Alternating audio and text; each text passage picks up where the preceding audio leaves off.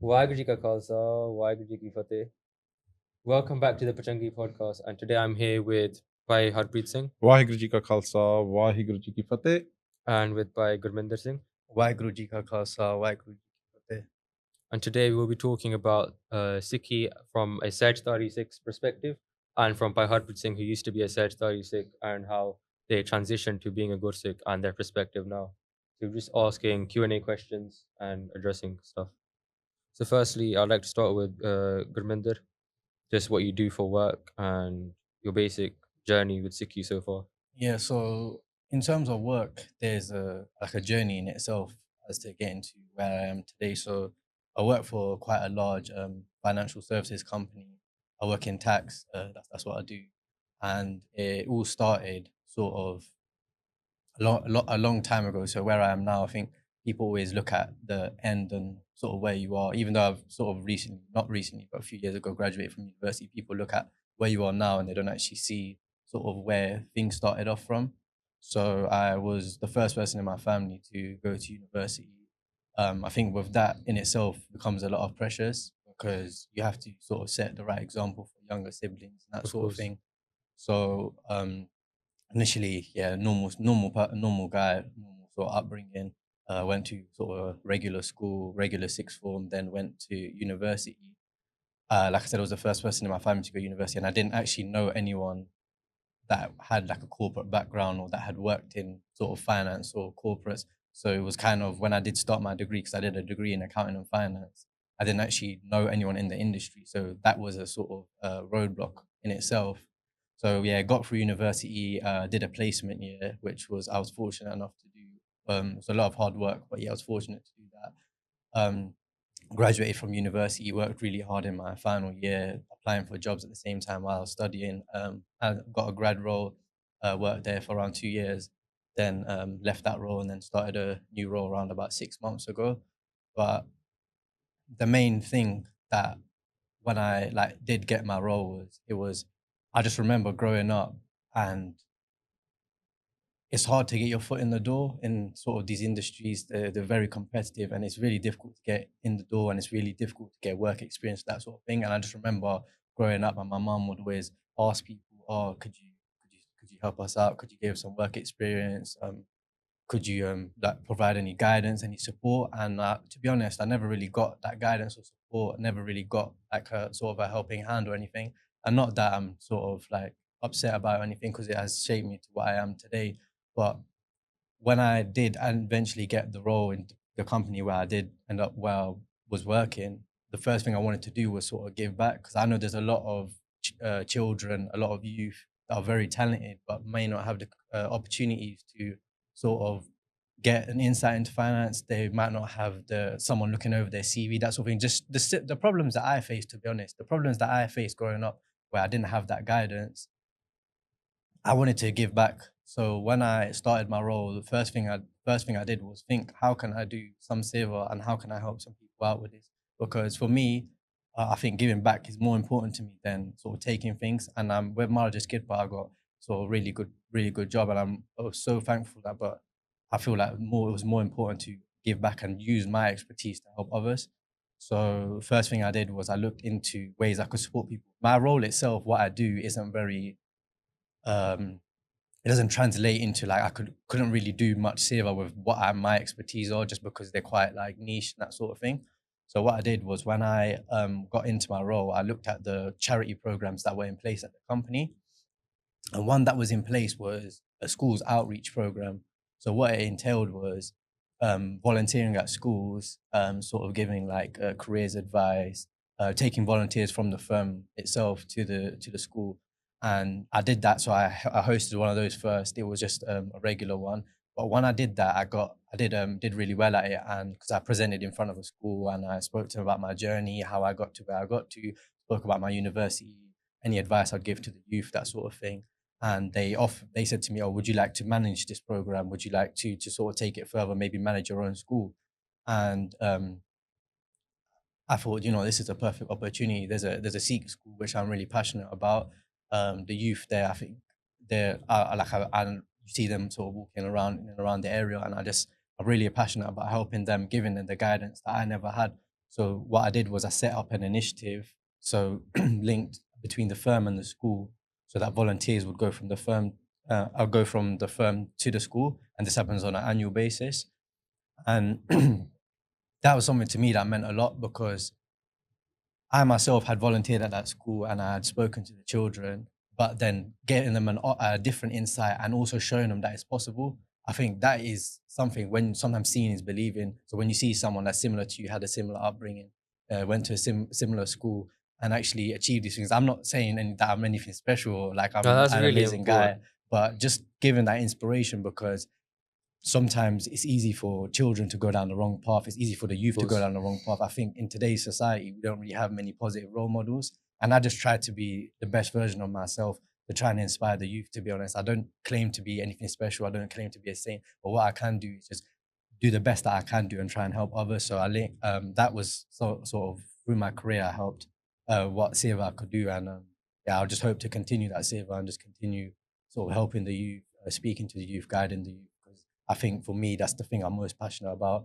I do want to give the youth like as much time as I can give them and help them and guide them and just give them, where people might not have role models. Hopefully I can be a positive role model. If not, I'm sure there's many other people that are better role models than me.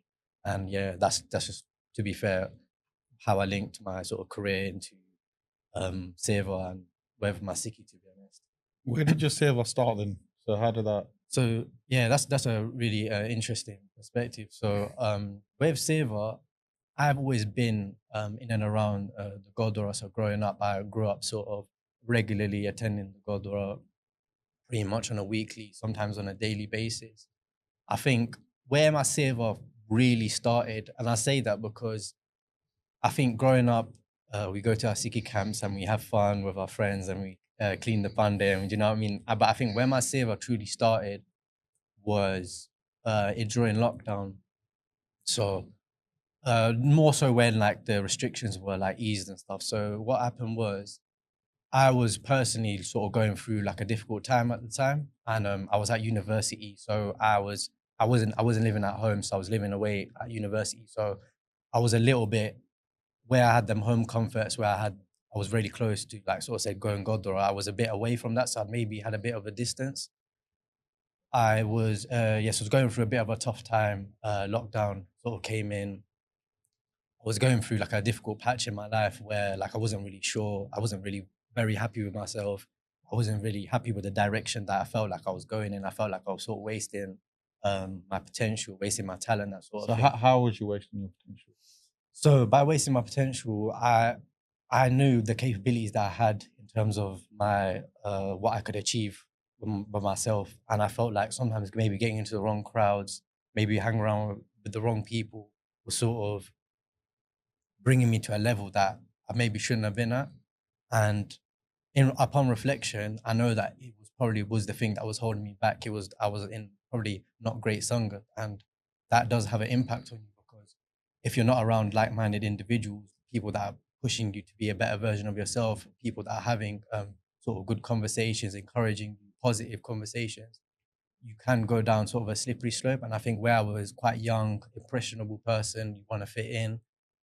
Especially being someone that's like the first out of your family to go to university. Yeah, so you just want to fit in. So you just want to like go to university, be comfortable, you fit in, you sometimes do things to fit in. And I think then that led me to where I started to think, because I remember before I started university, my dad said to me, he said, at one point in your life, like the baton, so like so-called baton is going to come to you and you're going to have to take it and run. You can take it and drop it. You might never be able to carry the weight of it, but at one point it's going to come, and I hope when it does come to you, you'll be ready for that. So there was a great deal of responsibility already at that point. So when I felt that, when I started getting into the wrong song, maybe when I wasn't performing as well in my studies, that started to affect me, because I started to think, am I letting my family down? Am I letting the people that have so much belief in me, am I letting them down at this point?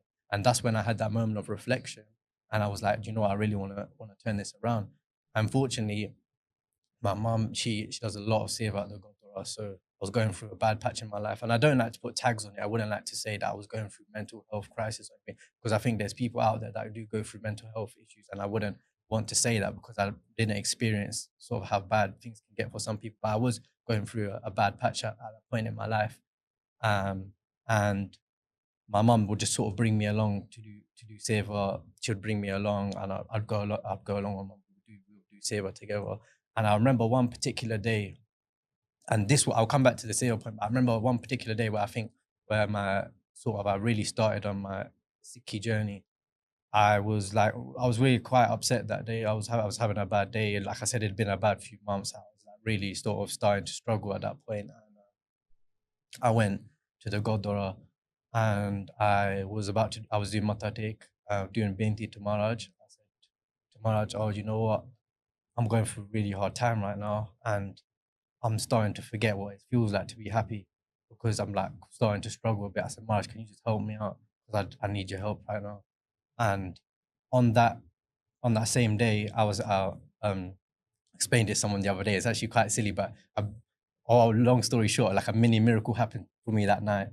Literally, like, it's so insignificant when I think about it now in terms of what actually happened. Like, it's so silly, but for me at that moment in time, it was like a miracle to me. So Of course. when that happened, I thought, oh, I've not even done anything yet. I've just gone to Maharaj, done a binti, and what's happened? To me, that was insane. And from there, I felt like, you know what, that was a worldly sort of thing that happened to me. So it was a worldly thing. And then from there, I wanted to sort of get more into my seva. So how did I start? Firstly, I just started with sort of normal things. So I think what I want to get across here is, sometimes it's difficult for people to start. So I want to just say how I started, because I think if I just give my sort of ABC route and how I started, it might help other people. So what I started was very simple. You know, you have people leave shopping next to the golak, might be milk, might be atta, might be something along those lines.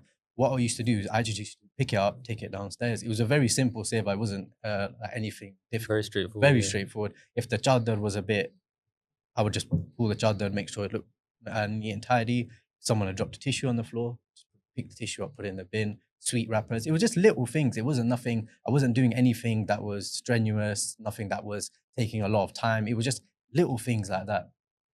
From there, people then start to recognize you a little bit, that, oh, you always bring the shopping down sort of thing. And then you get into, maybe someone invites you to the langar pool. Oh, would you like to do some langar seva? So started doing a bit of langar seva. Then from there, started doing a bit of Bandiali seva. And it just started to progress sort of from there. And then I started to get a real love for it. And do you know what it is with the seva? I started to feel like I was responsible. So if I was walking past and the bande weren't clean, I felt like it was maybe my duty to do that. And I think that's, in a world where people lack purpose, people lack sort of like a purpose, that's what was giving me a purpose. I was like, you know what, I'm responsible for these things. I'm gonna do these things. And where that translated into my life was, and I find it quite funny actually, is where I was in the Guru Card, and I was just, if there's a wrap on the floor, I was picking it up. If there was something, anything, I was making sure it was neat, and as if it was my Guru Card as our own home. I was in Tesco one day, and someone had just knocked loads of bread over. And this is when I realized that the Simran was, sorry, not Simran, the Seva was actually coming into my personal life. Someone knocked the bread over, and usually 9 times out of 10, you just walk past it. You'd be like, Sanduk, it's not my responsibility. Someone It's else not- dropped yeah, in it. Yeah, no, it's not my bread. Yeah, but I went and I picked it up.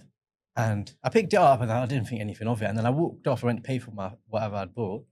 And I thought, I'm not in the Gurdwara. And I was like, I'm so thinking that I'm in the Gurdwara, but I'm not in the Gurdwara, I'm in Tesco.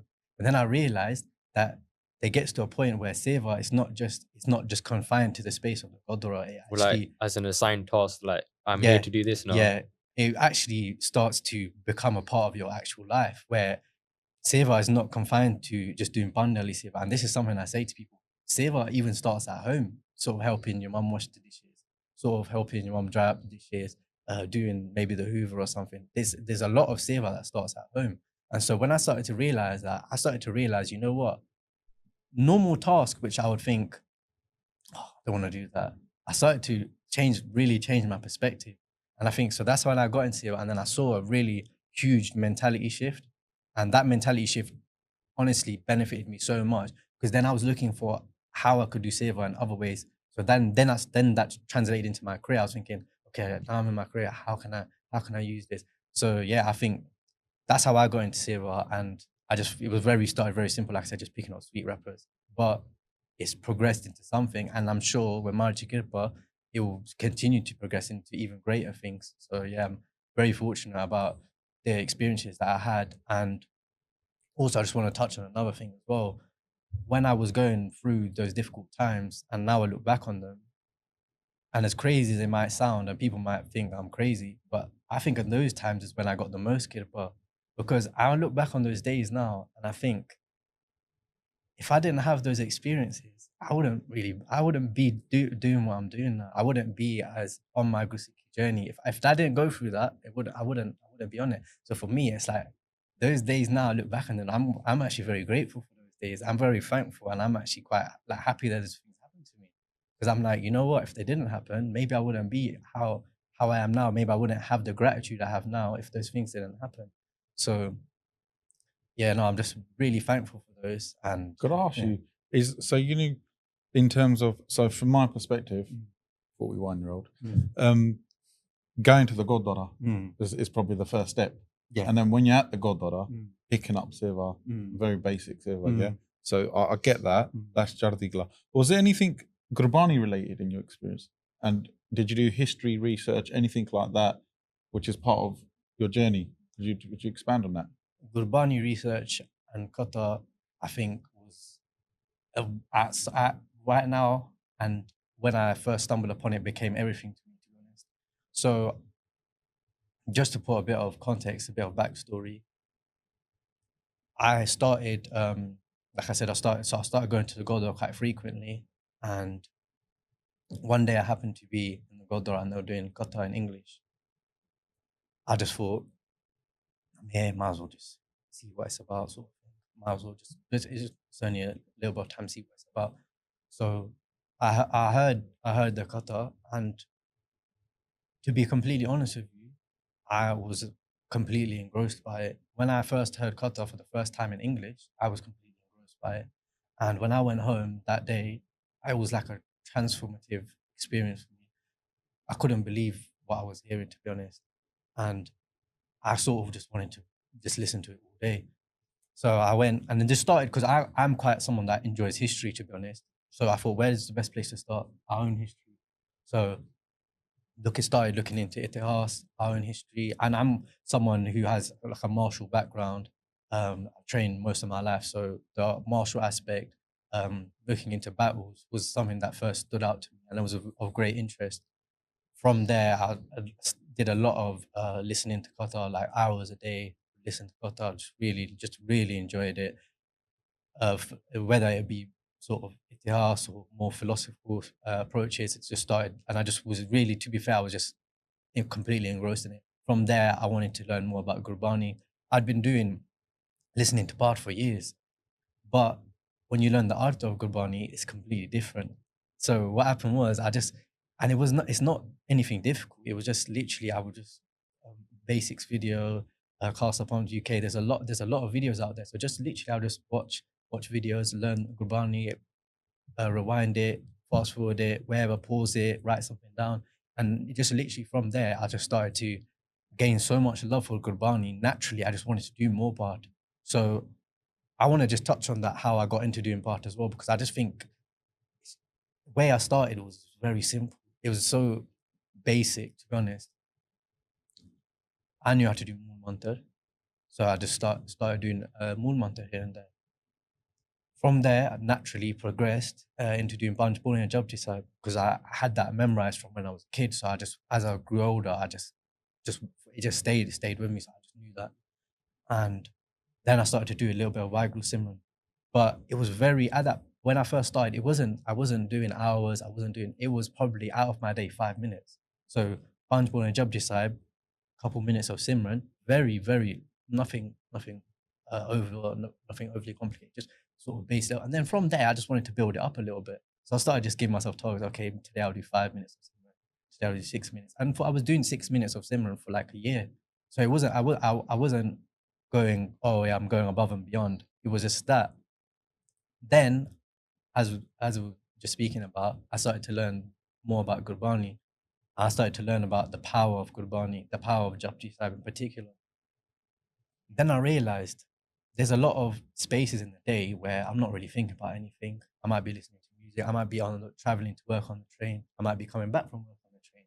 I might be on the way to the gym. There's a lot of blank time spaces here. Where you can do no mind activities. No mind basically. activities, yeah. We touched on that last time. So I thought, you can listen to Jabji Sahib in around 12 minutes. That is 3 stops on the train, to be honest. It's not a long time. So I thought, when I go to work in the morning, I'm just going to listen to it in the morning. And that had a profound impact on my days, because I was having really productive days, really good days at work. So started listening to Jabji Sahib a couple of minutes on the train. And then more you learn more, you want to do more. So listening to it throughout the day, listen to various Baniya throughout the day. Then I thought, step it up another level, do a bit more, start to do a bit more. So stepped up to 10 minutes. I thought, 10 minutes is a good time. Started doing 10 minutes or something. Then I thought, let me push myself a little bit more, 11 minutes. Then I met a Gursikh who actually taught me how to do Simran properly. Because at the time, I wasn't probably doing it the correct techniques. Met a Gursikh, taught me how to do Simran properly. Then I thought, let's do 15 minutes now. Yeah. So then and I'm going to be completely transparent just for the sake of the audience. That's what I do now, 15 minutes. And I was just talking about the no-man activity. Sorry, I digressed a bit there. Yeah. But yeah, the no-man. So I'm listening to Bard throughout the day and just sort of no-man activity, just feeling. And I noticed the shift in my mentality in terms of becoming a very calm person. I'm naturally a very calm person, but I became even more relaxed. I became more easygoing. My work, my professional qualifications, everything just shot through the roof. Everything just went amazing. Personal life, everything started to go amazing. And then I wanted to step up even more. So then on the way back from work, what a perfect time to listen to Reras. Perfect time. Yeah. So on the train journey back, you can listen to Reras in about 15 minutes. There's a few more stops on the train, listen to it on the way back. And then, then from there, then it became part of my life and I couldn't live without it. So then it's like, there won't be a day that those practices aren't followed. So there won't be a day where I don't listen to Jabji Sahib. For me, it's a part of my life. And then this all ties in with Itihas, because then you learn about the Shaheed things and the power that emanates from that Bani and how much that power is even more ever present today. So when we harness the power from the Bani, Guru Maharaj is basically giving us cheat codes, to be honest. If you want to put everything's there for you. In layman terms, it's cheat codes. And for me, those now becoming part of my life. And Maharaj Kirpa, it will keep progressing, it will keep getting more. And I'll listen to more Bani and I'll keep developing my Gursikh journey. But could I ask a question? Yeah. What attracts you to this sort of lifestyle as opposed to what everyone else, not everyone else, that's a bit of a bad judgment, but a lot of people your age would prefer to go out drinking, especially when you go to uni, because the big thing is stay at home. Sometimes parents are quite strict and they say they get freedom. That's the biggest thing. They say when you go to uni, you get freedom, you can live life, enjoy a couple of years. Yeah, so how is that different to you, especially you being a Sehajdhari, like you don't have a case? Was that would have been an easier way for you to do it? So naturally, you want to fit in, and I will. And one thing I will not do is lie to people and say, like, you know what, I've never done those things. I'm not that kind of person. Naturally, you want to fit in. Naturally, you're going to do things to fit in with crowds. I would be lying if I said I didn't engage in those activities. And then it wouldn't be fair for someone watching it to try and resonate with me, watching this to try and resonate with me, than me just lie and say, oh, I've never done those things before. So yeah, so you do partake in those things. You do engage in that lifestyle. What the shift for me was, you get to a point where you have everything, as in nice clothes, nice car, all these material items, like you said, going out, having an amazing time, these things, but you feel like something's missing. And you're thinking, and I think it's something that we face today a lot in today's generation. You think, what is it that's missing? There's this bit of fulfillment. There's something. I have it. What's missing? The career's there. Everything's there, but what's missing? And you start to have those And what was missing was Gurbani. So when Gurbani came into my life, when Seva, when Simran, where righteous actions, righteous deeds, the fulfillment you get from those surpasses fulfillment that you're going to get from anything else. And I can say that because I've competed in sports, I've played sports, I've experienced lots of things in my life, I've had a lot of achievements, but none of them compare to the fulfillment you get just even from doing Bandali. And for me, that's what changed everything. It's quite an interesting concept because it's almost like on one side, everything you was doing for yourself, you're personally gaining, but when you're doing Seva and Agodara, you're not doing it for transactional gain, are you? Exactly. But he's getting more satisfaction from doing something nishkam. So from my analysis, I'm not trying to judge you, it's almost like you're saying that when I had Kamana, when I had a desire for all those things, it didn't feel right. But when I go and do Seva, where I don't have a desire of an outcome, I'm getting more. So there's a lesson there, isn't it? Yeah. If you do something nishkam without a desire, there's a degree of liberation in that act itself. And that's a beautiful thing. And that's ingrained within Maharaj's teachings. So for me, it's very fascinating to hear that. Hold on, rather than satisfy my own needs, yeah. And if I was to stretch that more into from a Gurbani perspective, it's your Panch Jod, isn't it? Kam, Krodh, Lobh, Moh, Hankar. Yeah. So you're saying rather than satisfy them, I would prefer Seva. That is literally Gurmukh Manmukh situation, isn't it? Rather than do the acts of a Manmukh, I'd rather do what's Gurmukh. So he's seeing that value. So that's I think that's quite an amazing take on it. So, wow, really. Can we go more into the transactional approach? Like, I think that's what a lot of people nowadays struggle with. They think of something that they're going to get something back from it. Like with everything. So, no matter what. If you're going to feed your desires, it's just going to lead to more desires. So it's a chakar. It's cyclic in nature. Prakriti, creation, is cyclic in nature. And we're Sikh, we're here to learn, right? What are we here to learn about? What is the mission of a Gursikh? The mission of a Gursikh is to learn how to get and reconnect to Waheguru. And that you're going to do by essentially, you're going to have to remove your hankar. And your hankar is being dragged by the other four Chor. So the opposite to doing things at your own desires is to do acts which are nishkam, which is exactly what you're saying. Something with kamana is transactional. Something which is nishkam is not transactional. And as you're going to go through this journey, there's going to be revelations, experiential revelations. Sometimes when we think of religion, people think, we're going to study a certain philosophy and then enlightenment's going to come that way. But from my perspective, personal perspective, Sikh is experiential. And through his experience, he's getting Sikhya. Because he's got the mentality of analysis. Where's he getting that from? The Simran, the Bart, of course, the Seva.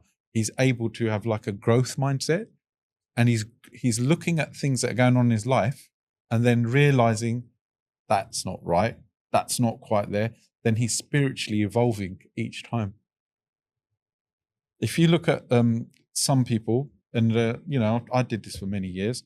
I got into a rut of just earning money. Let's just earn money. Let's go for it. 25 to 35, solid. And you're stuck. It's a rat race. You just keep going around. That's a trap then, isn't it?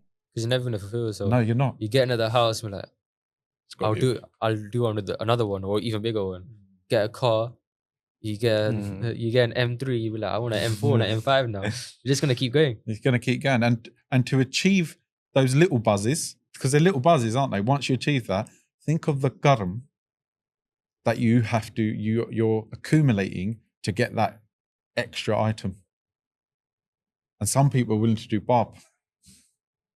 to get that item. Yeah, the extent people So go to. do you see what I'm saying? So it's quite insightful, actually. It is indeed. So transactionally, if we're going to live a life where everything is a deal, then you're never going to get a nand. A nand is a state where direct translation is bliss, but it means that you're not going to be reacting to something good or something bad happening to you. It's the point of equipoise. Kamna can't be there. It's not invited to that party, is it? So there's a lot to take from what you're saying, that there's almost, you've got a growth mindset in your spirituality.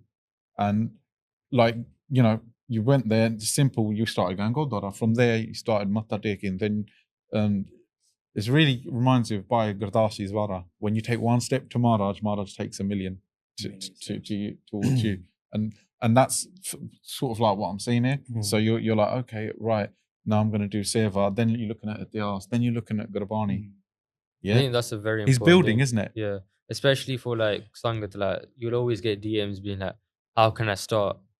And like you said, from the simplest things, picking up tissues in the Darbar hall. Yeah. Or even easier, bow down to Maharaj. Exactly. And doing Ardas. Do an Ardas Ardas. karo. Start with an Ardas, right? I think that's what a lot of people don't think about, how important and powerful Ardas is. Yeah, it goes a absolutely. long way. Yeah. And another thing is that, you know, the Ardas you do, it's not structured like how you do when you go to a Kanda part or Sukhmani Sada part.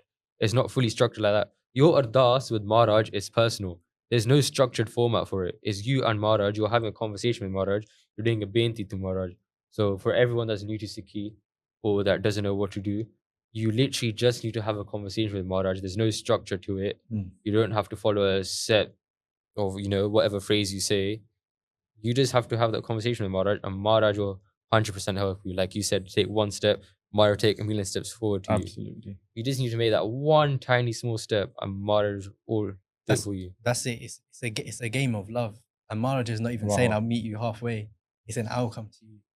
That's what's beautiful. But Maharaj is not saying, oh, you know what? Come to me all the way. Saying, you make one step and I'll come to you. And I think that's what is about Gursikhi, which is so beautiful.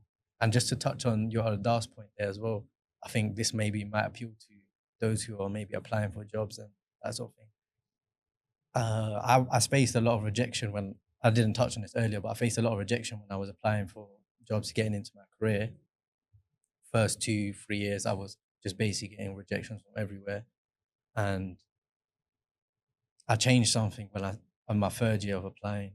And what I changed was, when I was going into these assessment centers, when I was going into these interviews, first thing I would do before the interview and after was an Ardas to Maharaj. And I would say to Maharaj, I can't do anything. So whatever the outcome is going to be, can you just look out for me? Just help me out a bit, please. I would go into assessment centers where people had Oxford educations. I've not had an Oxford education. And Maharaj, with Maharaj's power, the power of their Ardas, I was the one who was coming out successful. So that is a worldly thing, but I'm just using that worldly example to demonstrate the power of just doing a simple Ardas before and after an event. And I think for me, I think I try to start every day with an Ardas, because you don't know what the day has in store for you. So if you do an Ardas in the morning, Maharaj, today, just look after me, look out for me. Hopefully it's a good day. Whatever it is, Maharaj, I trust you that whatever plan you have, that's going to be the right day. Yeah, I think that for me is something that I incorporate into my life. And it's just, listen, you can listen to Ardas on YouTube. These things, it's like, I just want to give people the step by step. Because I think of like when I got into fitness, I didn't know how to train. So I just wanted someone to tell me how did they train. And I think when someone like I got into good Sangat and they saw like how they train in a Sikhi obviously different. But that's how you learn from things. So I think that's a really important point. But after listening to you, there seems to be a bit of a pattern there. There was Seva, Simran, Sangat. So call them the 3 S's. Yeah. I think another thing that I'd like to touch on is like the whole approach they had with the Ardas, even for work. That person relates to me as well. I used to stress a lot, you know, around GCSE time. Yeah. What's going to happen? But since last year, after I took Amrit, I was like, I've just left all on Maharaj. Whatever happens, happens. You know, it's not like I'm not going to work hard, be like, oh, I just done Ardas, call it a day. Yeah. I'm chilling, you know, Maharaj is going to help me.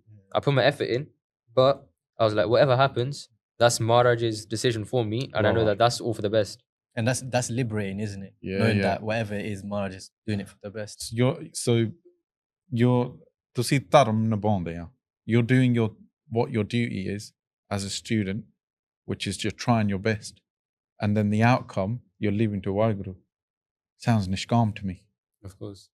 Your duty as the archer is to fire the arrow. If the target moves.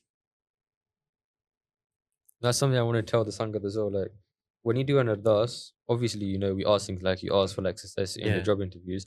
I do the same. But if it doesn't go to how you had planned the Ardas, like give me the job, don't look at it as whatever you ask Maharaj, Maharaj didn't give you that. Maharaj has opened a different door for you. Yeah. 100%. That's a lot of things that people struggle with. They ask, like we said, the transactional approach. Yeah. I do Ardas to Maharaj. Maharaj gives it to me.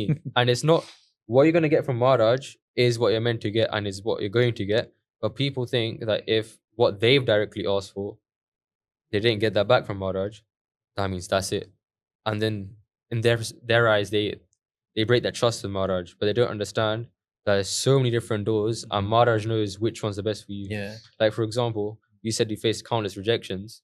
If you didn't get a rejection for one of the first jobs, you might have not been where you are today, you know, helping young students getting to big workplaces if you had that role before. So that was all up to Maharaj that they're going to open that door for you. So once you go through that door, you'll have so many other doors where you can help other people open doors as well. That's it. That's one thing. It's a very like simple way of putting it, but I think for me it's just very easy for people to understand. Maharaj never makes mistakes. Of course, never.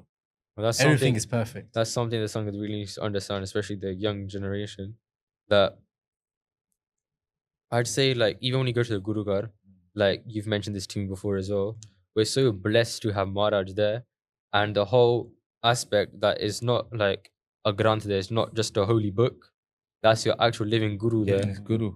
And there's so much power in that, and that when you do Ardas, the faith that you have is completely different. When we this is one thing which, like, to me, it means everything as well. We all come into this world with our Garam on our forehead, and for those of people might not know, when we do Matatek, some of our Garam is being wiped away, our future Garam is being changed, rewritten. How powerful is that? That by going to our living Guru Maharaj, doing a Matatek, that where some people might just see it as maybe a ritual, there's so much power in the Matatek.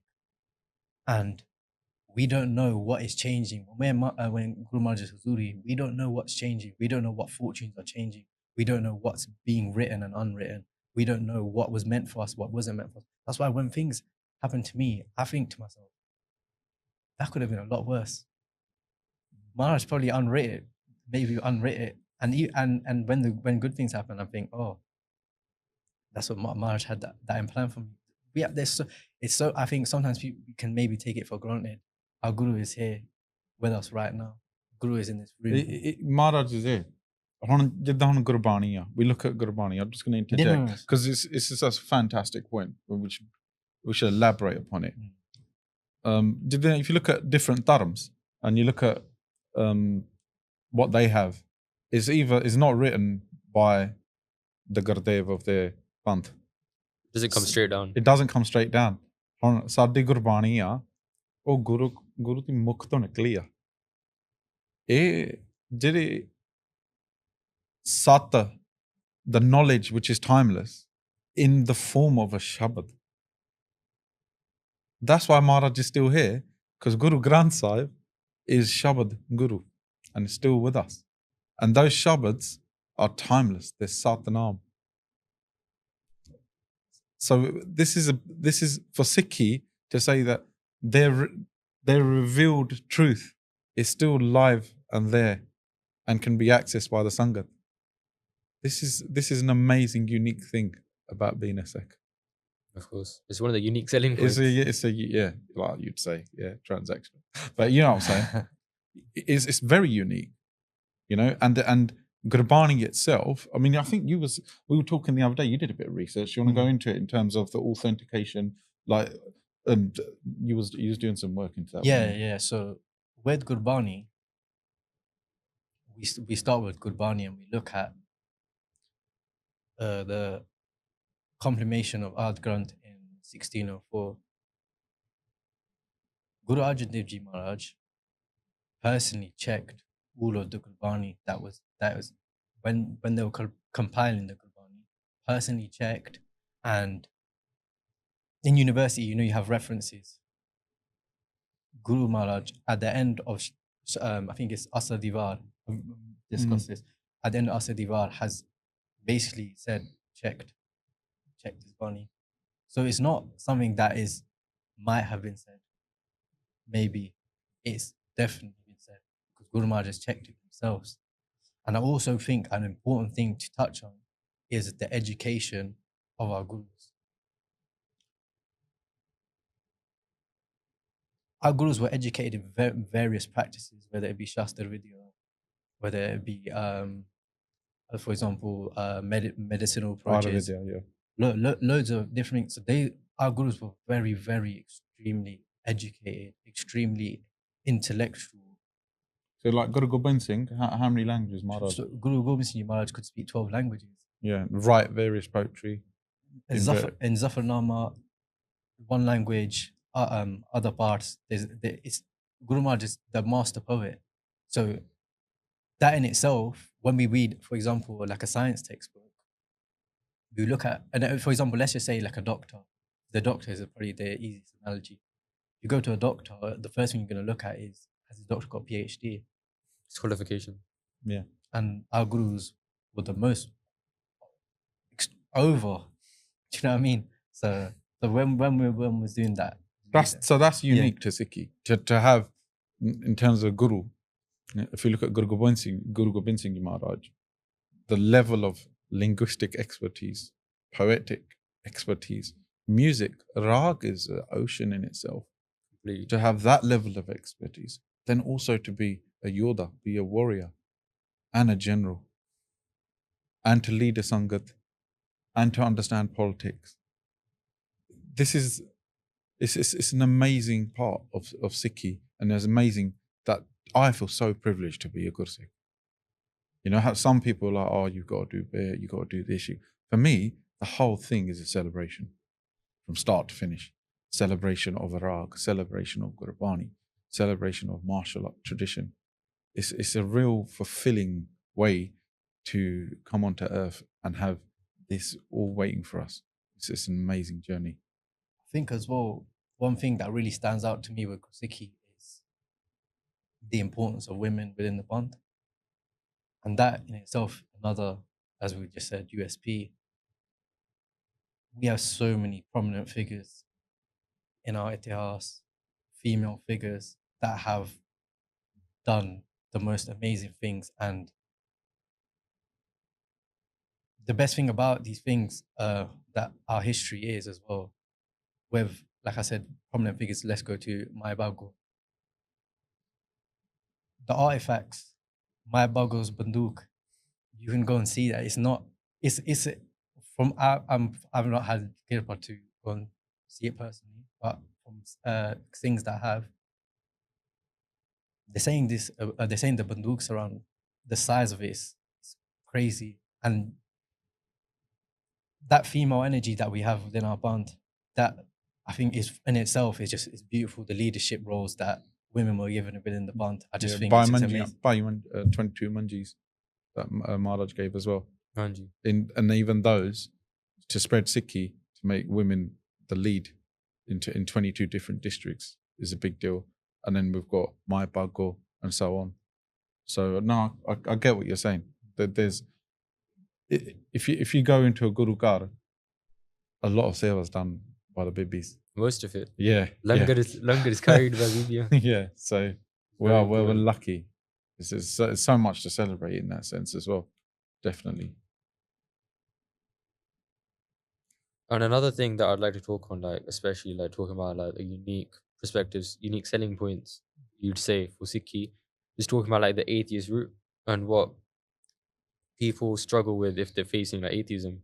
What do you say about that? Yeah, well, when you're growing up, you're going to ask questions, isn't it? Does 100%. God exist? There's so much suffering. Reasonable, absolute reasonable questions. Expected questions for someone with a critical mind, which is important. For me, the main distinction when I think of Sikhi and the Judeo-Christian faith especially, there's a whole thing you have to believe in God. You got to believe in God. But Maharaj just says straight in an answer, that the world around you itself is Waheguru. So we, as Sikh, we experience God. There's nothing to believe about God's existence because all existence is God. In Sargun form, all time, all space, all existence is Waheguru. Then you'll get people say, what? So you're saying God's in, the toilet as well. Well, let's think of it atomically. If everything's made up of atoms, then there's atoms which create all shapes and sizes and all physical and non-physical objects. So yeah, God's in everything. Without God, there can't be existence, especially temporal existence. So if I was a teenager or early 20s, or even people in their 30s and 40s say, I don't even know God, I don't believe in God. My question to you is, I think you're looking for a Judeo-Christian God. Are you looking for a Judeo-Christian God? Because in Sikh philosophy, the existence itself, Sargun, is a Sargun Sarup of Waheguru. So rather than seeking belief, I would say seek experience and spiritual evolution. So think about how you're going to evolve. If you're feeling down and out, then experience Sikhi through Simran. Wahe, Guru, Wahe, Guru. And as you build yourself up, your thoughts are going to cut down. So Sikhi is a practical experience, right? So the journey I'm saying to you is, first, you're going to have to stop trying to believe stuff. Let's try to actually have an impact on your life straight away. So you do start with Naam first. Naam Abyaas. Go to Gurdwara Matha Tek ke Ardas karo. Naam japo. The purpose of it is cause and effect. It's not hocus pocus. It's cause and effect. Your mind's all over the place. Let's first get that under control. That's going to bring you some socks straight away. So you do Waheguru Mantra Jap. Yeah? And then that's the beginning of a journey. So you've got Simran, Seva, Sangat, and then slowly you've got to spiritually evolve.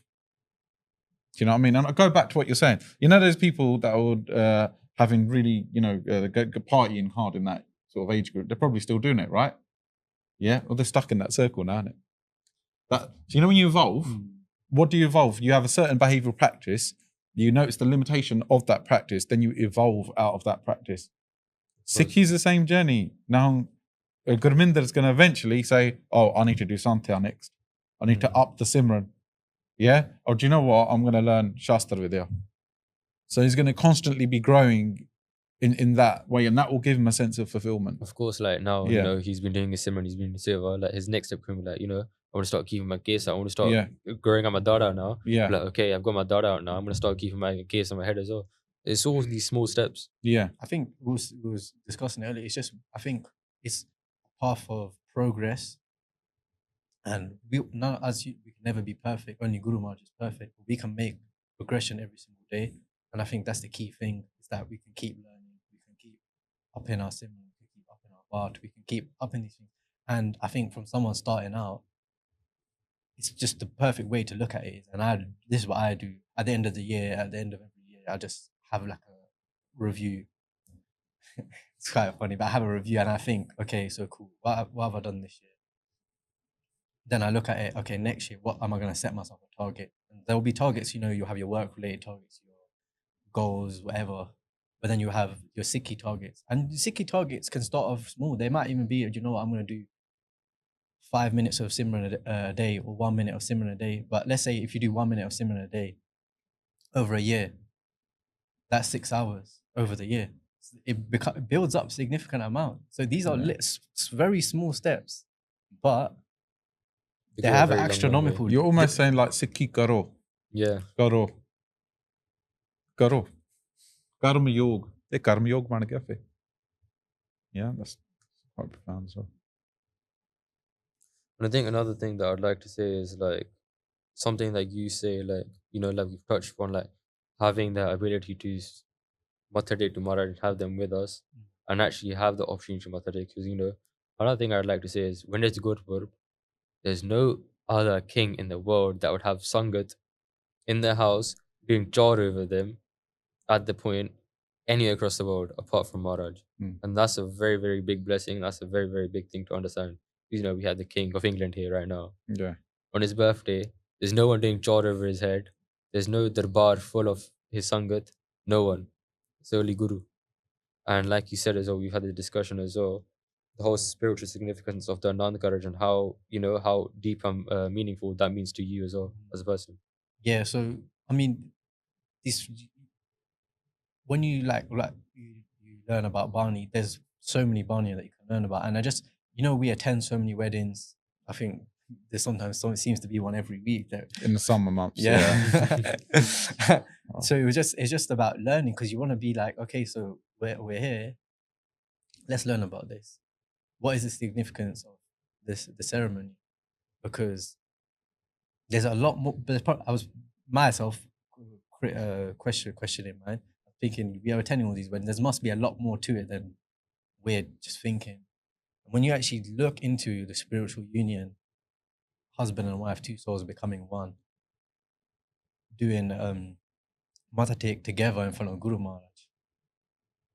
As a married couple, I couldn't think of any other way that you'd want to start off.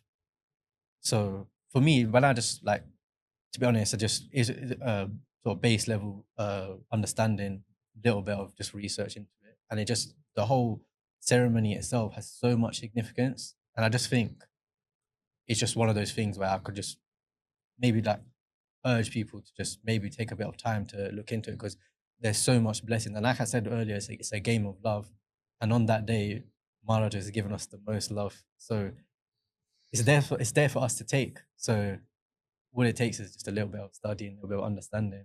And that's on various things, not just weddings. It's even when we go to a Sukhmani Saudapart. Just having that bit of understanding, the blessings that we have to be in the Guru's Huzuri at that time, whether it be 2 hours, whether it be an hour, whether it be 30 minutes. I think just gaining a little bit of understanding goes a long way, to be honest. Because I think a lot nowadays, especially with the young youth, they go to a part, they just sit there, you know, dead kanta, you know, they sit in front of Mara, hat do you know, bow down, just sit down, basically just stare into the abyss and just call it a day. When that das happens, you just stand up, you know, bow back down, Dek Shakali, you know, you call it a day. But having that understanding that that's Mara in front of you, Mara is Hazar Nazar, that's a very important thing. Because I think once people understand that, it completely changes the perspective of things, and that gradually can go a very long way for you. Do you know the way I see it?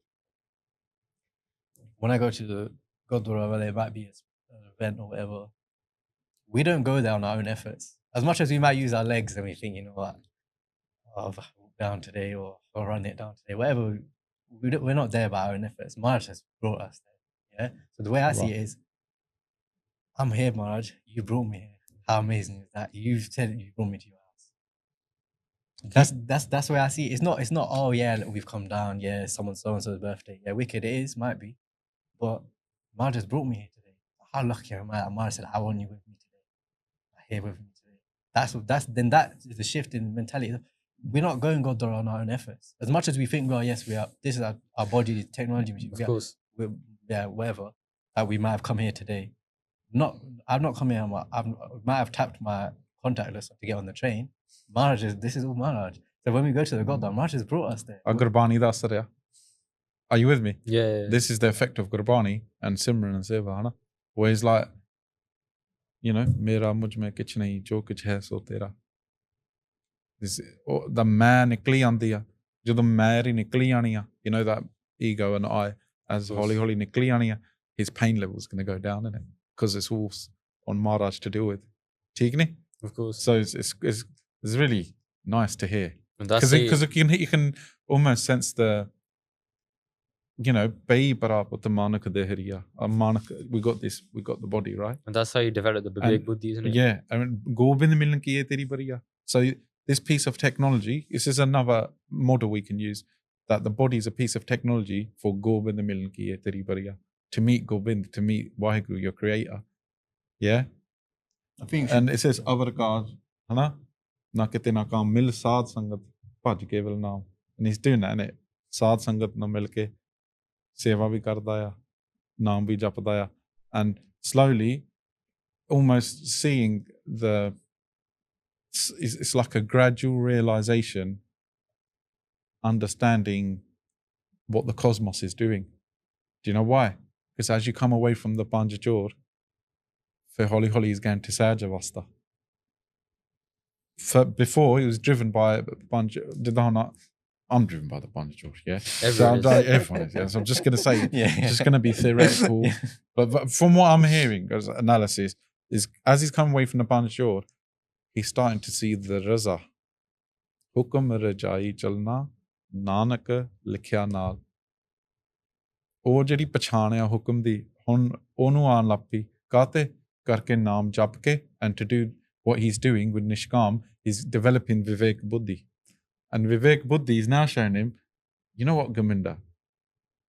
If you want, I won't even let you breathe in the morning. Of course. You know what, Gurminder? You think you're going to that podcast? Really? You think you made that choice? So ਜਿਹੜਾ ਪਿਆਰ ਆ ਵਾਹਿਗੁਰੂ ਨਾਲ ਇਹਦਾ ਵਧੀ ਆਂਦਾ ਆ.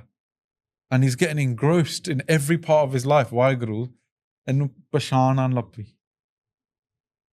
He started to see the Jod, sab mein Jod hai.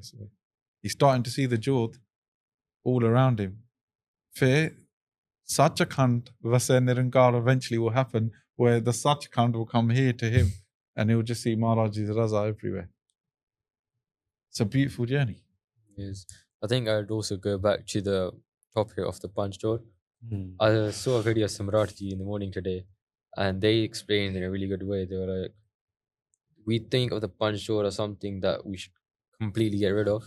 They were like, the Panch Chor, you will never get rid of them. And the way that you control it is like you're on a horse.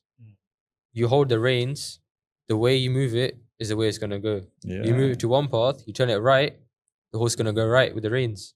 Go left, you're going to go left. Bilkul. If you don't control the Panch Chor, it's going to take you left. It's going to take you the wrong path. No matter what that is, Kam, Krodh, Lomo, Hankar, it could be any of them. Control it right, it will navigate you through life perfectly. Because if you break it down, you need all 5 of them. And no matter how much you think that, oh, I don't have any of it with me, you do. Everyone has it. Well, it's part of, we're existing essentially on 3 levels, right? Of course. So right now, we're existing in, we were talking about this on the train. Stool Sarid. That's our physical self. Everyone can see that. That's empirical. Then we've got Sulkam Sarid, which is our subtle body. And then Karan Sarid, which is our causal body. So Stool Sarid is this, what we see. And this is what everyone thinks they are. 90% of the population, 95%, I haven't done a survey, but you get my idea. Yeah. That a large amount of population will say, well, my name's Harpreet, I'm the body, done. Then some of them will say, well, I'm also the mind, Sulkam. I'm the mind and the body, so I'm Sulkam and I'm Stool. So let's go through. You know when you go to sleep at night, right? You go to sleep at night, you dream, you can still see, can't you? Yeah. Yeah, your eyes are, where's your eyes? They're closed. So the Stool Sreed is part of you, but that's not who you are, because you're existing without it. Then when you go into deep sleep, then your sulkum, your awareness is not even in your sulkum. Then beyond that, you go into Turiya. Yeah, that is your true form, where you're beyond time, space, existence. That's the real us. The real us is the same as the pure undifferentiated consciousness which spreads throughout everywhere. That's the real us. That's the journey of a Sikh. Man tu Jod Sarup hai. It's a benti, isn't it? Who's talking to the man then? Man tu Jod Sarup hai. That's not the body. It's the Guru within us. which is saying, oh mind, you're not the Sthul Sarir, you're the light of Waheguru, which is inside you. Going back to what Samrati is saying, you see those Panj Jor? Really, a large majority of the population, including myself, because we're run by the Panj Jor, you know, the data that's coming in from our senses, it's then feeding into our Hankar, which is then using the Jor to do the actions. That's just going to bring Dokro. Really, we're supposed to be of Vivek Buddhi. So we can step back and we command our mind. Now you shall go and do this. Now you shall go and do this. Instead, most of us, including myself, we're animalistic, we're impulsive. He's wound me up, bang. Where's the intellect? Where's the intellect? So this whole journey is beautiful, it's exciting. And sometimes when I see Gursikhs, that it glows. I'm like, man, we should be happy. We should be Charity Clark because we're on the earth in the technology of a human body to meet our creator. Let's do it. Yeah, I get that as well. Like sometimes, you know, obviously I'm gonna do stupid things, but sometimes like just before doing it, I'm like, do I really need to do this? Yeah. Should I really say this? Stop there. That's your Buddhi, isn't it? Yep. That's your Buddhi. You know, if you look at Gurminder, you know, every time he's made conscious decisions that's leading to pain, I'm going to stop. Do you know what that is? You know, just see Naam, Abyaas kar there. You're creating the gap in your mind. Otherwise, there's no gap. You're just following impulsive thoughts constantly. It's just a string of thoughts. One thought comes, next thought comes, next comes. Then it becomes also impulsive. Oh, I want this. I'm going to grab it. I'm going to do this. I'm going to do that. So you're actually in zero control. Your Panj Jor are doing all the governorship. Yeah. So if you was on a chariot and you had these Jor and you was holding on, the Hankar's holding on to them and they're getting taken for a ride around the block. Yeah. And that's what's happening. You're not in control. And people call that freedom. How ironic. How ironic. You know when they say, yeah, man, I'm free, bro. I got drunk, smashed, did this, did that, this, that. Yeah, that's freedom. Let's analyze it. That's freedom for your impulses and you're a slave to them to the point where you can't control your own thoughts. I think even speaking on Bibek Budhi, just simple things, when you start to make decisions based on some talk, nimrita, you start to deviate away from making decisions. You want to make the right decision as opposed to what you think is the right decision. When you start doing those things and you start to make decisions based on the benefit of others, to help others out. And this is why I say sometimes we alter our fragrance through Naam. And what I mean by that is, it might sound a bit, what do you mean? Like, do I smell that sort of thing? Not like that. I mean, we all come with an energy. So we all have energy. And animals can pick up those energies. It's just as for someone listening at home. Like an animal, for example, a dog might get really aggressive with one individual with another individual. I know someone who has a really aggressive dog, but he never gets angry with me. But he gets angry with everyone else. Not saying I'm not anything, by the way, but he can pick up energies, fear, that sort of thing. We can alter our fragrance through Naam. So Naam is also known as the Karam killer.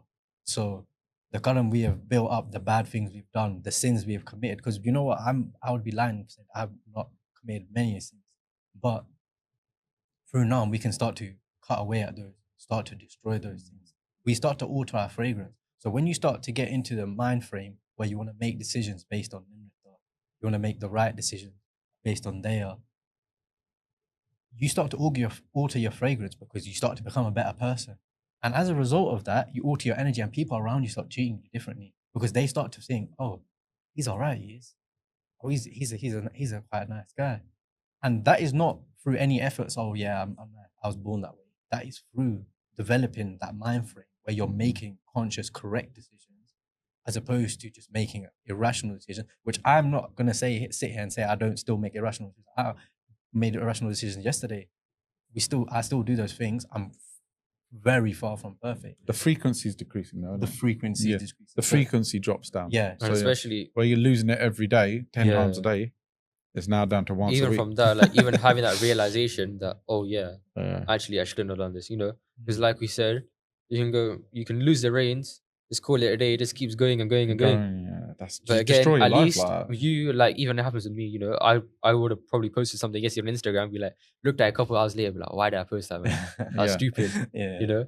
But then again, it's that conscious of actually realizing of why I did that and reflecting back into the actions. Because again, for the future, you will know you're trying to do something like that again. For example, if I posted a stupid story, be like, am I going to do that next time? So next time, if something similar happens, you'll be like, "Eh, this मेरा कोई फायदा हैगा?" Yeah, take a breath. Take a breath. Karm nu Like, do I katao. really need to do this? Is Yeah. it going to benefit me? Is it funny? Whatever it is, like, you'd give it a second thought. Yeah, ਕੰਮ ਨੂੰ ਵਧਾਉਣਾ ਹੈ ਜੇ ਘਟਾਉਣਾ ਹੈ. Of course. Do you want to make it? Do you want the chakkar to get worse and more complex in the sense of karma and sanjog and vijog, or do you want to simplify? So to simplify, normally we just step back. Normally, that's not always the answer, but a lot of the time it can work. So it's really important. And in relation to just if we're touching upon the drink and the alcohol thing, it says clearly in Gurbani, yeah, it says Har mandar e sareer hai, that this body itself is Hari ka mandar. What does that mean? Literally your body's a temple. So whatever you take in there is going to affect your actions. So our body is almost like a technology machine, and in an ideal situation, it's there to meet Waheguru. In a not so ideal situation, it can be used as a dharm to do more paap. So if we're going to, what would we do in a Gurdwara, in a temple? We wouldn't do any silly things. That's the same as our body. Because the Guru's also inside us, isn't it? Of course, you have In the that form of awareness. Jyot. When The the Guru Jyot, isn't it? you know, you don't do Puttegam. You don't do Puttekam at Gurdwara, don't do Puttekam with Jasareer. I think that Yeah. would help a lot of people as well to realize that I'm not like, listen, I just want to make, I'm not saying I'm perfect, like any way, shape or form, but when you start to realize that you're a Jyot of Waheguru, you have that shift in mentality because you start to become more valued within yourself. I think we live in a generation now where people, and it's really sad to see, to be honest, people don't have a lot of value in themselves, self-confidence. And you know what it is? It's like I said, it's very sad to see. But if you just take a step back, and I think we spoke about this yesterday, you take a step back and you realize what you actually are fundamentally, which is a Jyot of Waheguru. In a technology form, I just happen to look the way I look. Everyone maybe looks different. But look past that. We're just a Jyot of Waheguru. So we are a part of God. Wow. So when you start to think, you know what? I'm not Gurminder Singh. I might look like Gurminder Singh. I'm not Gurminder Singh. Yeah? That adds value because you start to realize where I might have these bad things that I've done, may I have these bad actions, bad past, these things. To my root, the core is the Jyot of Waheguru. So you know what? I'm actually quite a valuable person. So when people going through mental health struggles, bad times, when you start to realize that self-value within yourself, naturally, you take steps away from negative things because you start to realize, you know what? I'm actually, you know what I am from a fundamental perspective, it's something amazing. And to be on earth at this moment in time, at this current moment in time, 8.4 million life forms, and I'm here now, that in itself, waking up in the morning, you start to become grateful for those things. And then that gratitude starts to take away from the sad things you feel. Don't get me wrong, people have sad days. I'm not going to sit here and say I never feel the emotions. Sad, I wish. You have emotions. Yeah. We have all emotions, we do bad things. But when you start to actually look at what you are fundamentally, it changes your outlook on everything. That's a massive point. So Gurminder, again, I like the perspectives. It's amazing because what he's saying is, rather than identify as Sthul Sareer, as this is my body, we all know that's going to die, or Sukam Sareer, which in deep sleep doesn't exist, let's identify as the Jyot of Waheguru. So then when we do Simran, then we want to connect to that part of our existence which is timeless. Because if it's timeless and beyond change, then there's no pain there. There's no sukh and no dukh. You go out of sukh and dukh, don't you? You go into the realm of timelessness. That's spiritual evolution.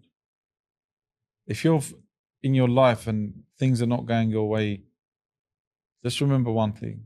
The most valuable thing is who you really are. And no one can ever take that away, which is the Jyot of Tan Guru Nanak Waheguru. Hanji. Wah wah.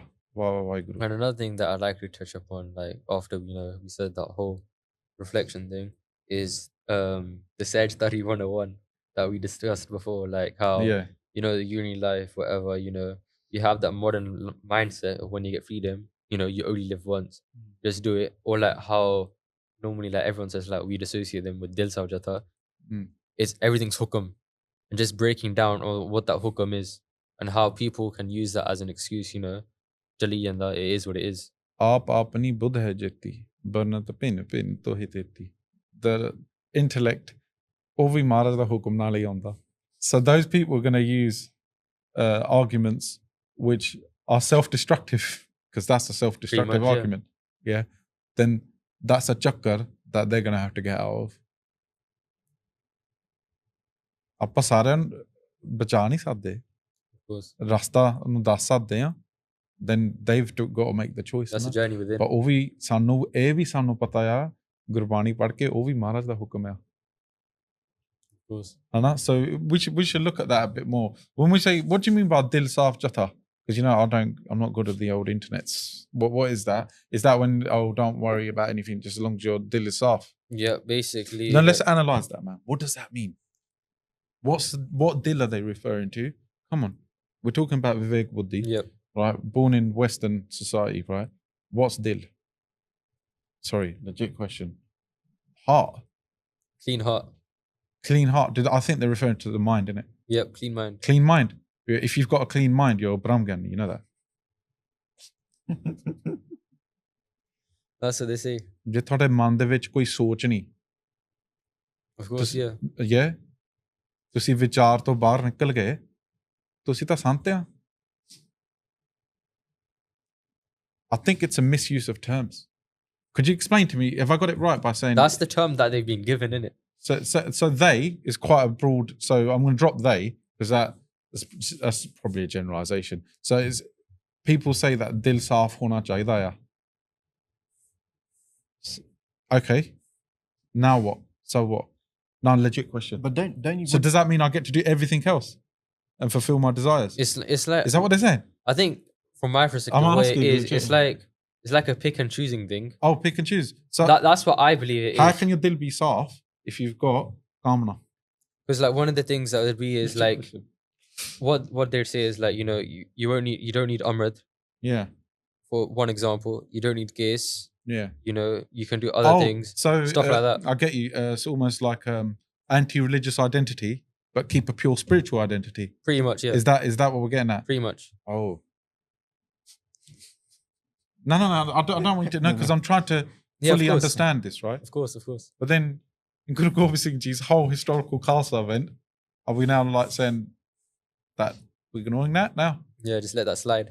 Yeah, so I'm just trying to be logical. In making that comment, you're basically saying Sikhi is purely internal sukham, yeah, and not external. I think it's... That's not right. Like, let's just be logical about this. That's not right. Because then the Khalsa wouldn't exist. Of course. So so historically that's incorrect. Yeah. Well, what does Maharaj say about Rahat? That it's the form of me. Yeah. Of course. Right. And Rahat is so important because that's what keeps your Vivek Buddhi. That's what keeps your Simran going. That's one thing. That's that deal with. If it's like your spirituality is a very personal thing, you shouldn't discuss it with anyone else. Sangat. That's everywhere in Gurbani, Sad Sangat. So you're not... The point I'm trying to make is, there's an interesting concept that once you break it down, E Guru di matani. E man matya. It's thodi man di marjiya. And it's not me trying to be snidey. It's just there. Simple reasoning I've given you. But I tell you what, maybe the Dil Saaf approach is a reactionary movement to Gaistadis and Amritdharis doing nasty things. We've talked about this before. Maybe it's a response to that. Of course. Then we need to look at ourselves. Because if it's that they're saying, look, I know Amritdharis that do Puttikam, I know loads of people that got Dara, they nick, steal and do all sorts of things. Yeah? If it's a response to that, then my challenge to you would be, then become the Singh. You made that change. You make that change for us. Man. What do you If think? ever, make the change. Be the change. I think that first take would be that if I do something good, then I go and tell everyone that's good. That's got a lot of ego in it, hasn't it? It does. Then I would say it's all good. There's a lot of things all good and well to say, and like, listen, I don't want to denigrate anyone. Everyone's on their own journey, their own path, however they want and seem to do it. But if you're living by the premise that everything is what it is, or it's written in stone, there's two approaches I would take on that. First, I would like to give like a sort of more of an educational one. And the second one just would be a genuine question. First thing I would say is,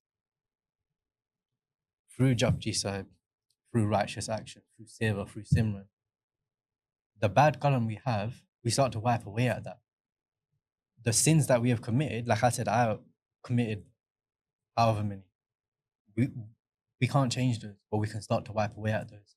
It's action. If you got a dirty car, you're going to clean the car.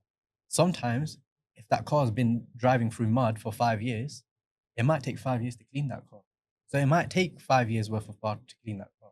And that's one thing people underestimate. You do bath sometimes for years and you're thinking, oh, yeah, I'm waiting. But we don't know how much bath we've committed. So it might take a bit of time. It's not going to be an overnight success.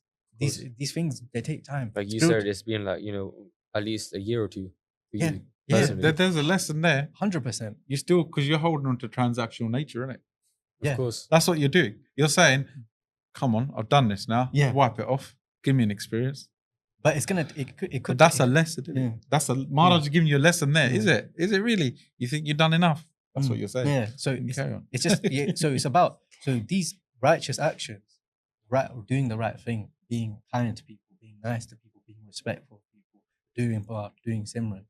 They all have these positive sort of like affirmations when you do commit these actions. So you then don't start to think of, oh, I'm doing a good thing, because everything starts to become everything is good.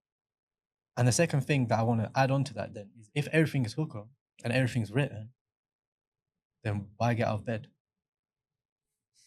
Because if everything's going to be how it is, then we might as well not do anything. That's cool. We might as well just... Because that whole mindset comes to everything's going to come to you, pretty much. Yeah, but nothing will come unless you chase it. If you don't... Hukum nu pashana aaya, ਪਛਾਣਨ ਤੋਂ ਪਹਿਲਾਂ ਵੀ stage ਹੁੰਦੇ ਆ. Of course. You have to fulfill those stages first. ਫਿਰ ਹੁਕਮ ਪਛਾਣ ਹੁੰਦਾ. ਏਦਾਂ ਥੋੜਾ ਆ ਇਸ ਹੁਕਮ ਬਸ. Yeah, it's about action. So it's the right actions will lead to the right outcome. Karma yoga, isn't it? Yeah, the right actions will lead to the right outcome. That's what, for me, why I changed my actions. Because bad actions are gonna get you. You're gonna not feel good about them. But when you start doing the right thing, when you start doing the good things, when you start living a better life, you start to feel good. Universal law, cause effect. Yeah, and that's what it is. So if someone makes the argument, oh well, I can just do whatever I want. If that's what you think, that's then, your ਤੁਹਾਡੀ ਉੱਥੇ ਸੋਚ ਆ. ਹੁਣ ਸਾਡੇ ਕਰਮ ਕਰਕੇ, because of your karma, that's your ਸੋਚ, isn't it? That's where you're at. Of course. ਅਰਦਾਸ ਕਰੋ for them. ਸਰਬੱਤ ਦਾ ਭਲਾ ਨਾਨਕ ਨਾਮ ਚੜ੍ਹਦੀ ਕਲਾ ਤੇਰੇ ਪਾਣੇ ਸਰਬੱਤ ਦਾ ਭਲਾ ਕਰੋ. ਇਸ ਜੀ ਦੇ ਭਲਾ ਕਰੋ. ਵਾਹਿਗੁਰੂ ਤੁਸੀਂ ਅਰਦਾਸ ਕਰ ਲਓ ਲੈ. ਚਲੋ ਠੀਕ ਹੈ. another thing we'll ਅਰਦਾਸ them. ਉਹ ਸਹੀ ਚੱਲ ਬਾਬਾ ਨਾਨਕ ਇੱਥੇ ਕਰੋ ਹੁਣ ਤੁਸੀਂ ਆਪਣੀ ਕਰਾਮਾਤ. I think another way that I could probably think of it as well is like the Christianization of Sikhi. Like how, like from a Western perspective, how we've been taught from like school, whatever, like we mentioned this before, like in RE lessons of how we've been given it completely different perspective to what it actually is. Absolutely. And they keep calling Guru Granth Sahib a book. Of course. They keep doing that. Like, and I'm like, just mentally, look, when you're writing in a textbook, you're doing your RE exam, you're writing spiritual holy book. That completely washes away the whole significance of your Guru. It's your living Guru. It's a Guru's gyan. A spiritual book compared to a living Guru is two completely very, very different things. And I think like just from those, like how, you grow up learning these things from that perspective, from that optical lens, that, can probably form the whole mindset of that Dil Saf Jatha mindset or whatever you call it. Definitely. I don't think that anyone is ill-minded or wants to do the wrong thing on purpose. I think it's just a lack of lack of understanding is what I would say. I just think it's a lack of understanding, and that understanding is for us to gain. Like you said, we had to learn to unlearn. We learned a lot. Maybe we learned the wrong facts, and then it's about us sort of unlearning those things and learning the right facts. And I think through education, anyone can turn it around. As in, like, through learning about yourself, learning about who you truly are, anyone can turn it around. You know what? It's an amazing Saki or Sajjan Tag. And for me, that is the definition of turning it around.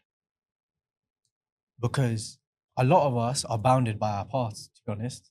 And I think in today's generation, we will know, that we see on social media and stuff, people are bounded by what they did. Oh, I can't let go of that. Oh, what happened? I can't let go of that. Oh, this isn't for me. Guru Maharaj will never accept me. I've done this, I've done that. Then you go into the Sajjan Tag Saki, a murderous bandit, someone who would rob and kill people in the middle of the night, then comes into Guru Nanak's Huzuri, and that life, that slate is wiped clean and turned completely transformational. So if when we say to ourselves, oh, you know what, I can't, I'm too bad, I can't do this, we are doubting the power of the all-powerful Lord. Yeah. In essence, we are saying, you know what, Maharaj, you might be all-powerful.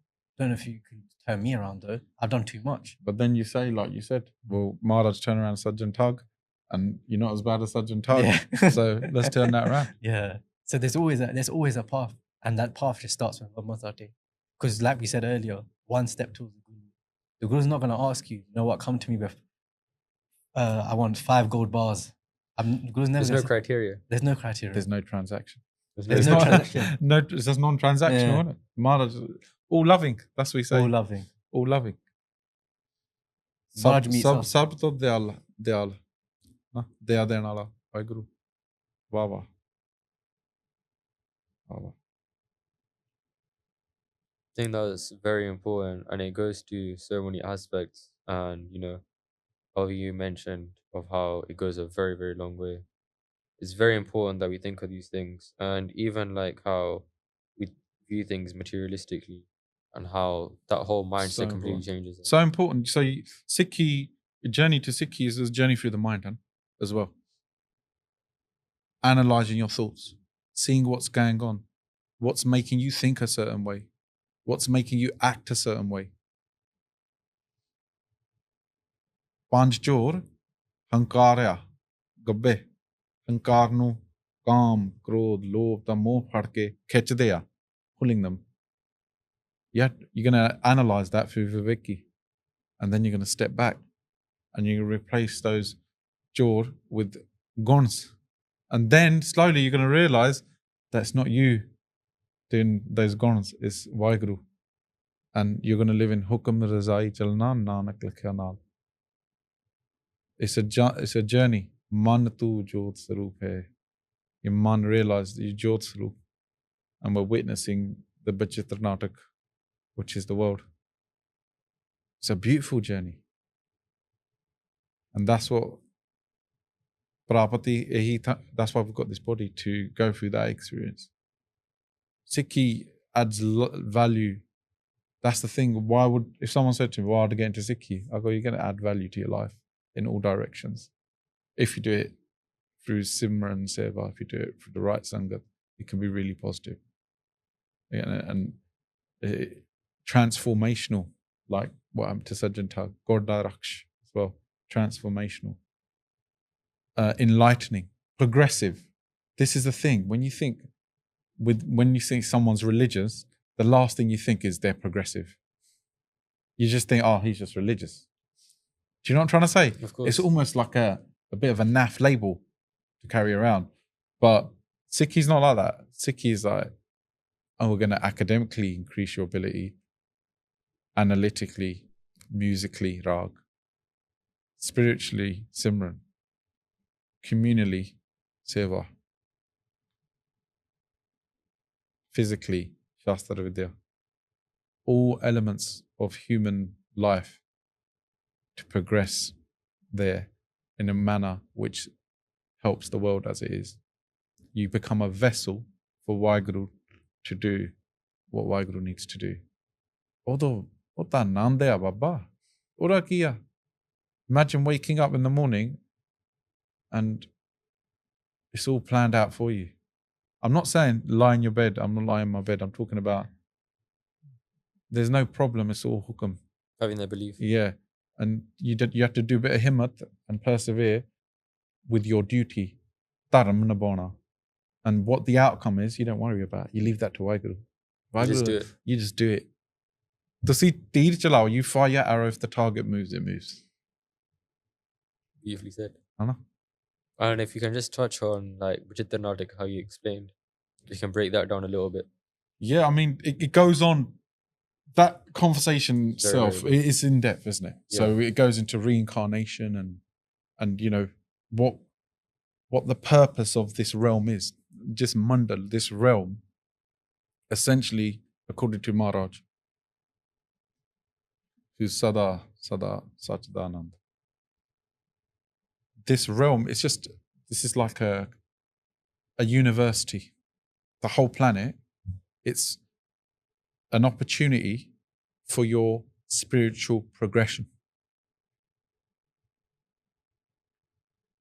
It's an opportunity for you to experience through this technology machine, Waheguru. And it's a simple game as much as it's complicated. Ik Oankar. Ik, undifferentiated consciousness, which is everywhere, all time, all space, everywhere. Oankar, Ekamai, Jugtvayai, Tin Chelle Parvan. Mayane has 3 chelle. Tika? Rajagun, Satagun, Tamagun. And that is the whole of the existence. That's the Vichitranartak. And we have to recognize the one in all of the Vichitranartak. We have to see Sab mein Jyota Jyota hai soy. We have to see that Jyota of Waheguru everywhere. How? You can only do that through the Satguru, the Guru that's got information about the timeless, the Satguru. And Maharaj gives you all those techniques, Simran, Seva, Gurbani, Kirtan, on how to experience that. Now, if you choose not to do that, then if you fail class, what happens? You come back, innit? Come back. Yeah, resits, bro. Yeah, you resit. Yeah, we call that reincarnation. Yeah? It's just the model and example. I will go into reincarnation a little bit later. I've done my own research. Because a lot of people are, that's hocus pocus, is this, that, and the other. We'll go into that. So I'll just speak very briefly on this. Reincarnation is that you've not essentially spiritually evolved to the next stage. So if you spent your whole life as a human drinking, smoking, partying, being not faithful to your family and your wife, because you know cheating on your wife is cheating on your family, not just your wife. You cheat on that whole institution that you're cheating on, yeah, right? And you're essentially you're just fulfilling all your impulses. Then Maharaj is you know, he gives you what you want in your next life, bro. You don't need a human body. You're doing what a dog does. Chal kutta ban ke aa, fulfill yourself. Once you fulfill that, then we'll talk about that. So even if in your life, this is my advice, right? Matha teko, ardas karo, ta marje simran ta paat kar lo, ta seva de vich aao. And from a reincarnation perspective, at least you started trying to evolve into realizing that you're not the body, you're not Sukham, that you're actually the one undifferentiated consciousness. But we'll go more into reincarnation a little bit later. I think if you go back to Gurminder, I just got a couple of questions. Yeah. You know, main bana paya, you know, damala tusi sajaya. Yeah. Well, like I know that you've been, you know, you've hanged around with Nihangs. How's your journey with that? Like, if you talk about it on a broader aspect. Yeah. Do you feel intimidated by us? That's the biggest thing, innit? Like, Nihanga ko nahi jana. Yeah. You know, they might do something to you, you know, they're the most aggressive ones. Bol deni hage. You know, they're quite rude. Yeah, so I have a beautiful experience. And I'm going to like talk from both sides. I'll just give a quick like overview. Especially coming from a Munda's perspective, it's completely different. Yeah, so Guru Gobind Singh Ji Maharaj, we touched on earlier, Hanji. the education, the intellect. If I'm going to make an army, they need to look intimidating. There's not. That's just the truth. So things where Bana, things have 10 foot Shastra, they're going to look intimidating, and that was the purpose. It's a good thing, because when you make an army, you want that army to look that way. But now I'm going to touch on my experience. So earlier this year, I went with another Guru Sikh to the airport, and when all the Forge were there, everyone was there. I was probably the only one that was there, to be honest. And not at one point while I was there did I ever feel uncomfortable. And that's complete honesty. I'm not gonna. Like I said when we first started, I'm not gonna lie on here. I'm not gonna say anything that's not true. I was welcomed by so much love, as like another brother, to be honest. The atmosphere there was it's something I've never experienced before. It was the first time I've ever experienced anything like that. The Sangat was just completely amazing. And then on top of that, the conversations. They weren't conversations of, I'm not really speaking to this guy sort of thing. It was like the first one. Saying to case can't yeah, not like that. straight up, like, you know, stigmatized, very serious questions. No, it was just pure love, pure, like everyone was happy to be together, and everyone who was there was happy to be there. And it was just pure. Anytime I ever have like, for example, the first time I met you, it was just like hit off straight away, just speaking about loads of stuff. Of course. Yeah. And I've never ever felt uncomfortable, because it's just like, yeah, okay, there's the outward exterior appearance. Yes, that's cool. But you have to look past that, because you guys are human too. And that's the thing. I think people sometimes get fixated on the outward appearance and think, oh, you know what? Let's not say anything. I don't want to offend anyone. But you guys are so receptive. So even I ask some really silly questions sometimes, and I'll be honest, sometimes the Guru Sikh I hang around with, sometimes I say to him, you know, I'm not going to lie, Nihangs Singh, I say, I'm going to ask a really silly question. He's like, nothing's a silly question. And it's just, and on top of that, it's not, I think people think it's very intense. Well, you know what? That's it.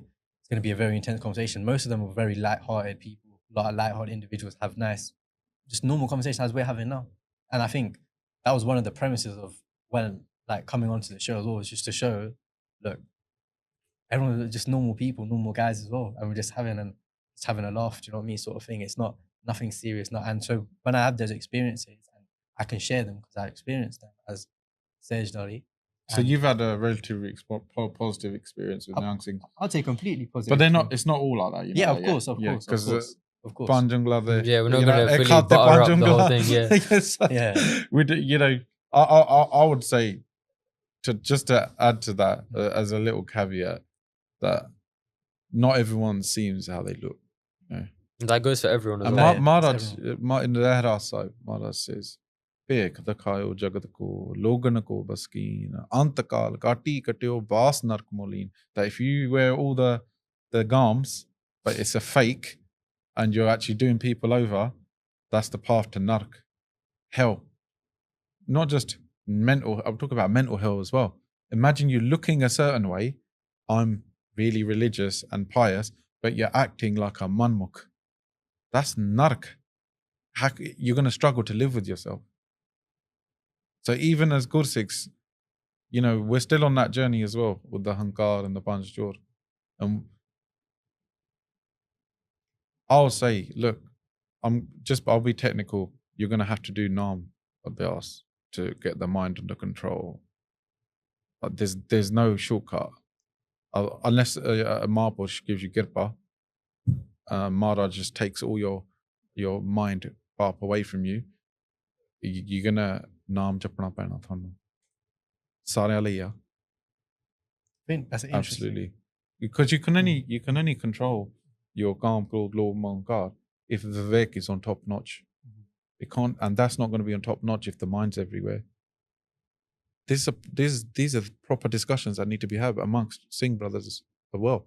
Of course. Because when I'm sometimes sitting with Singhs, I could go hours and not one mention of Gurbani, not one mention of Waheguru, not one mention of that. Instead, this Singh said that to me, that Singh said it to me, this Singh to. Naam japya karo. You know what I mean? So we as our older Singhs, we have to step in. Like the good Sikh you hang around with, does he cuss other people all the time? So that's a funny story. That's funny that you actually asked that. So we spent a lot of time together, just normal stuff, just chilling, whatever. And I like so yeah, spent a lot of time together, and I just noticed one thing after like a while. I was like, so like you have various friendship groups. You hang like you know what I mean. You have various people you hang around with. So one weekend met up with a different group of friends, and then noticed straight away, and it just sort of like hit me straight away. I was like, you know what? Whenever I spend time with him, and all the time we spent together, I don't think I've ever heard him like speak badly of anyone. I was like, I don't think he's ever gossiped before. I was like, like the whole time we spent together, whether it be talking about football, whether it be talking about anything, his opinions are very objective. They're not like, even when I watch football, I can be quite reactionary sometimes. I mean, the other day, Arsenal, not great, but yeah. Yeah, I can be quite reactionary, yeah. Yeah, of course. We was watching it together. And his analysis was so much, like, I would say, I've played football. You would think you'd know a bit. My opinions were straight reactionary. The Gursikh was like, yeah, I think it was just very, and I noticed it was very analytical, very objective, and the outcome which he predicted was the outcome. I had a different outcome in mind, but it's just, you just notice the differences in the way people think, the way people speak, and the way their actions are as well. And I think that was, for me, was quite eye-opening, because when you spend time with different people, I'm not saying, I don't hang around with him, I don't hang around, everyone has different groups of friends, but you just notice, you pick up different character traits of people, and that's one I've picked up of.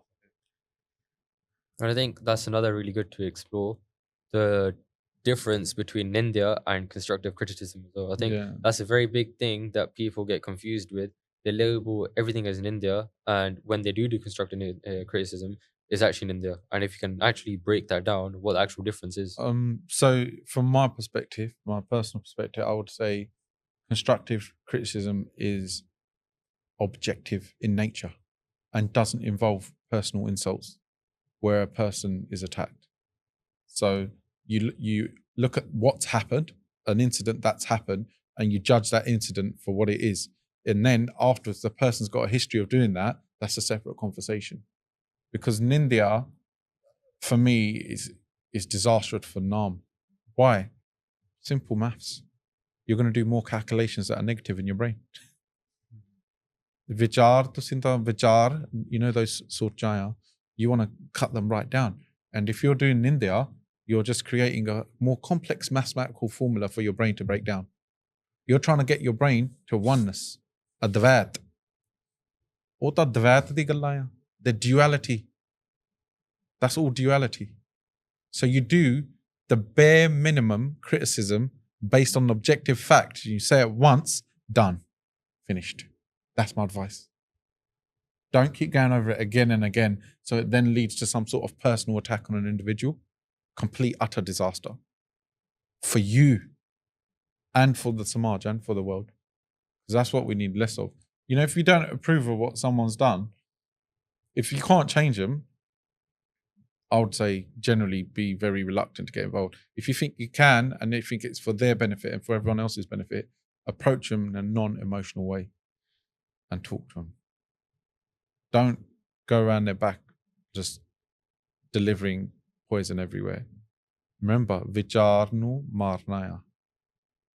If you're being cunning and planning all this stuff, you're wasting your swas. Those swas are supposed to be for Wahi, Guru. Instead, you're putting those swas into negativity, and that's going to have a very, it's not going to be very good for you. So that's my advice there.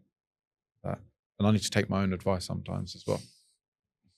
I think that's very important though. Like also going back to your whole experience with Nihangs, what are some of the key lessons that you could take from what did you learn from them? Because there's countless opportunities where people have stayed with Nihangs here and back in Punjab. Like Baba Bahadur Singh, they were known for, like, when people that would come to them, gangsters, criminals, whatever, they didn't show any judgment to them. They came to them, pyar, now they take pictures with them, they love, they heard this, no. How's your experience with them, Yeah, and so what na- lessons did you get? Yeah, so naturally you do feel like that, like maybe like an internal guilt, like, do you know, like we spoke on earlier, or I'm not necessarily like a on paper, whatever, but I just like I've learned a lot from spending time with them. I think you can pick a lot of different people, and you can pick a lot up of the people you spend time with. There's actually a theory called emotional contagion. It's a Harvard research. If anyone in the audience want to look into it, I can quickly summarize it. But it's basically there was like a study over 20 years which basically went into the happiness of people and how they, depending on who they spent their time with. Obviously, long story short, it was very dependent on who they spent their time with. So when I got into the Sangha of Nihangs, I learned a lot of amazing things. So how to do, like I said, Wagyu Sim properly. I learned a lot about philosophy. I learned a lot about martial arts. I learned a lot about like righteous action, being kind to people, seva. I learned a lot, and what was really nice for me, I learned a lot about authentic practices. So for me, I'm very big on old school. So when I boxed a lot of my life, and I was always stuck to the old school way of training. So I just thought running, doing your circuits, that just worked, and it worked for me. So I've always had that, even though I'm, you would say Gen Z, whatever. You had the I've always had that. traditional I approach. always thought, because those approaches, they've worked for years. So there's sometimes you can add things when you learn. Just an evolution is very important. So you do need to evolve and change things as and with the times. And that's also another thing we could talk about. The gurus. The gurus were over 200 years, but the gurus evolved over those 200 years. One jot, but evolved, but based on the time. So yeah, evolve, and that's why Sikhi, if we went to Mars, would still be fine, because Sikhi is timeless. Sikhi is completely timeless, and it doesn't matter where we are, where we are. It's so true. If aliens landed tomorrow, would that make a difference to us? Half the world religions would collapse overnight. For Singhs, that would be like, nah, that's another species. Chardigla, they come with their own karma. Of course. Future proof. So yeah.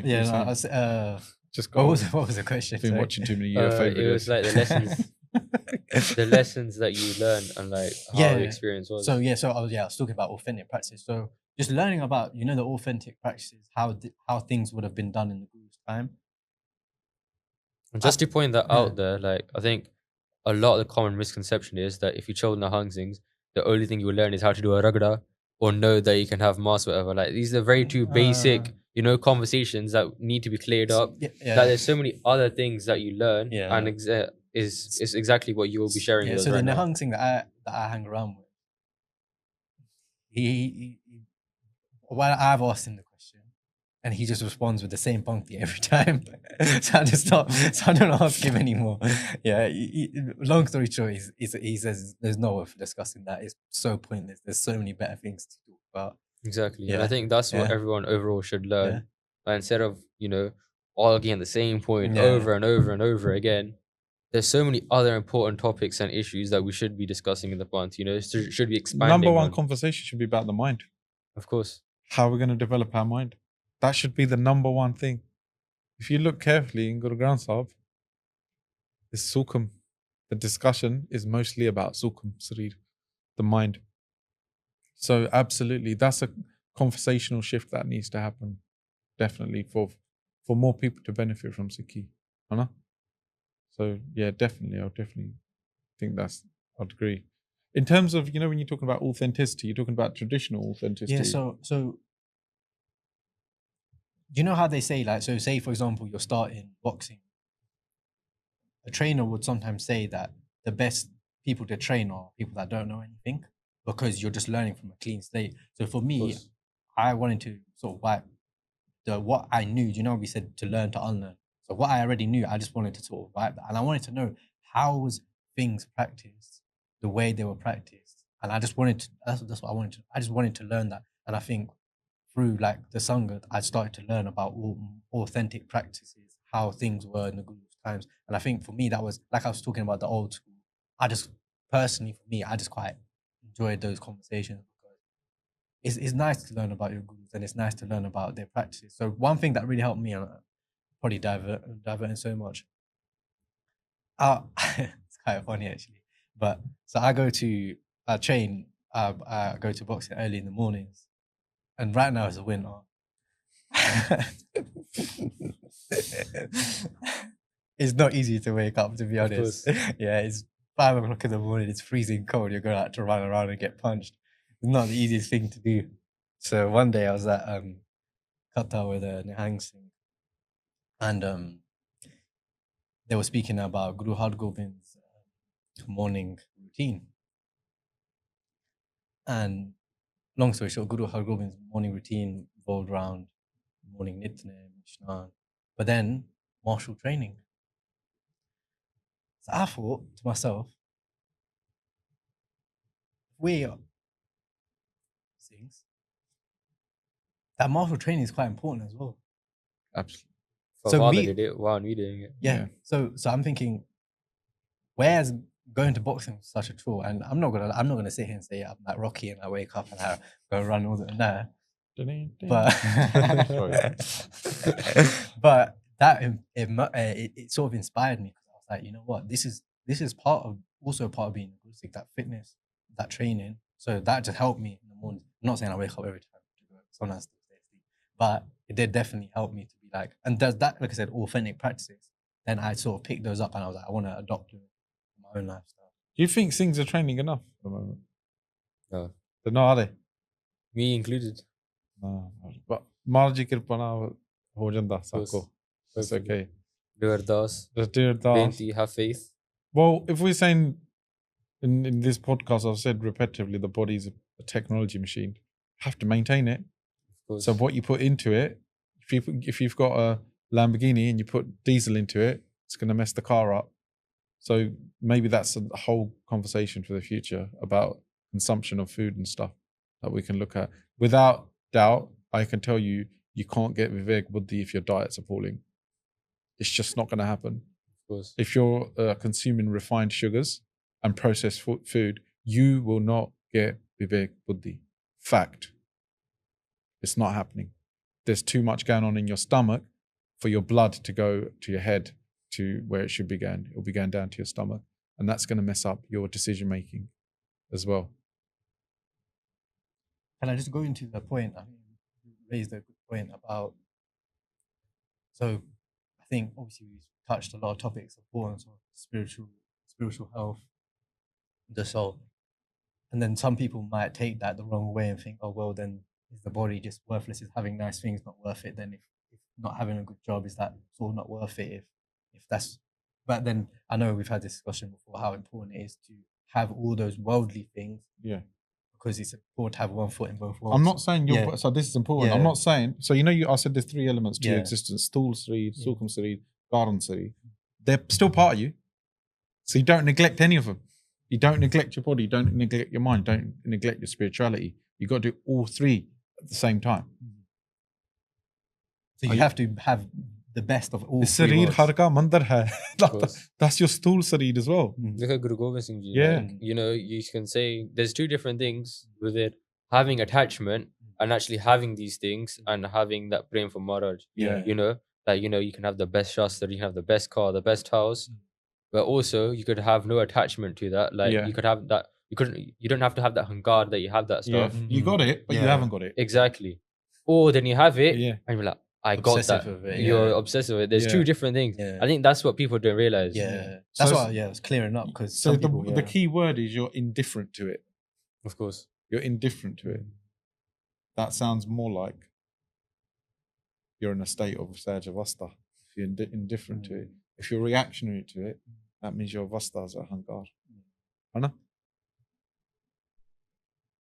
I think an important point, which I think we spoke sort of off camera about, was the Panj Chor, and how sometimes going into your Gursikhi Jivan, they can actually become elevated at times. And I know we had that discussion, and we was talking about how where they exist in the mind when you're undertaking. So when you're on the spirit, just to put it in, to be fair, in layman terms, when you're undertaking practices to destroy the mind where they exist, they're gonna probably fight back. 100%. So they might become inflated. You might be doing part, and it's gonna supercharge kicking survival. You know. And I think that's important because some people starting on their journey. Then you do it last. Maharaj and Bachao. Yeah, but just I think for some people starting on their journey sometimes, and I'm speaking. Most of the things I say, I'm speaking outwardly. I'm speaking to myself. I'm speaking about myself.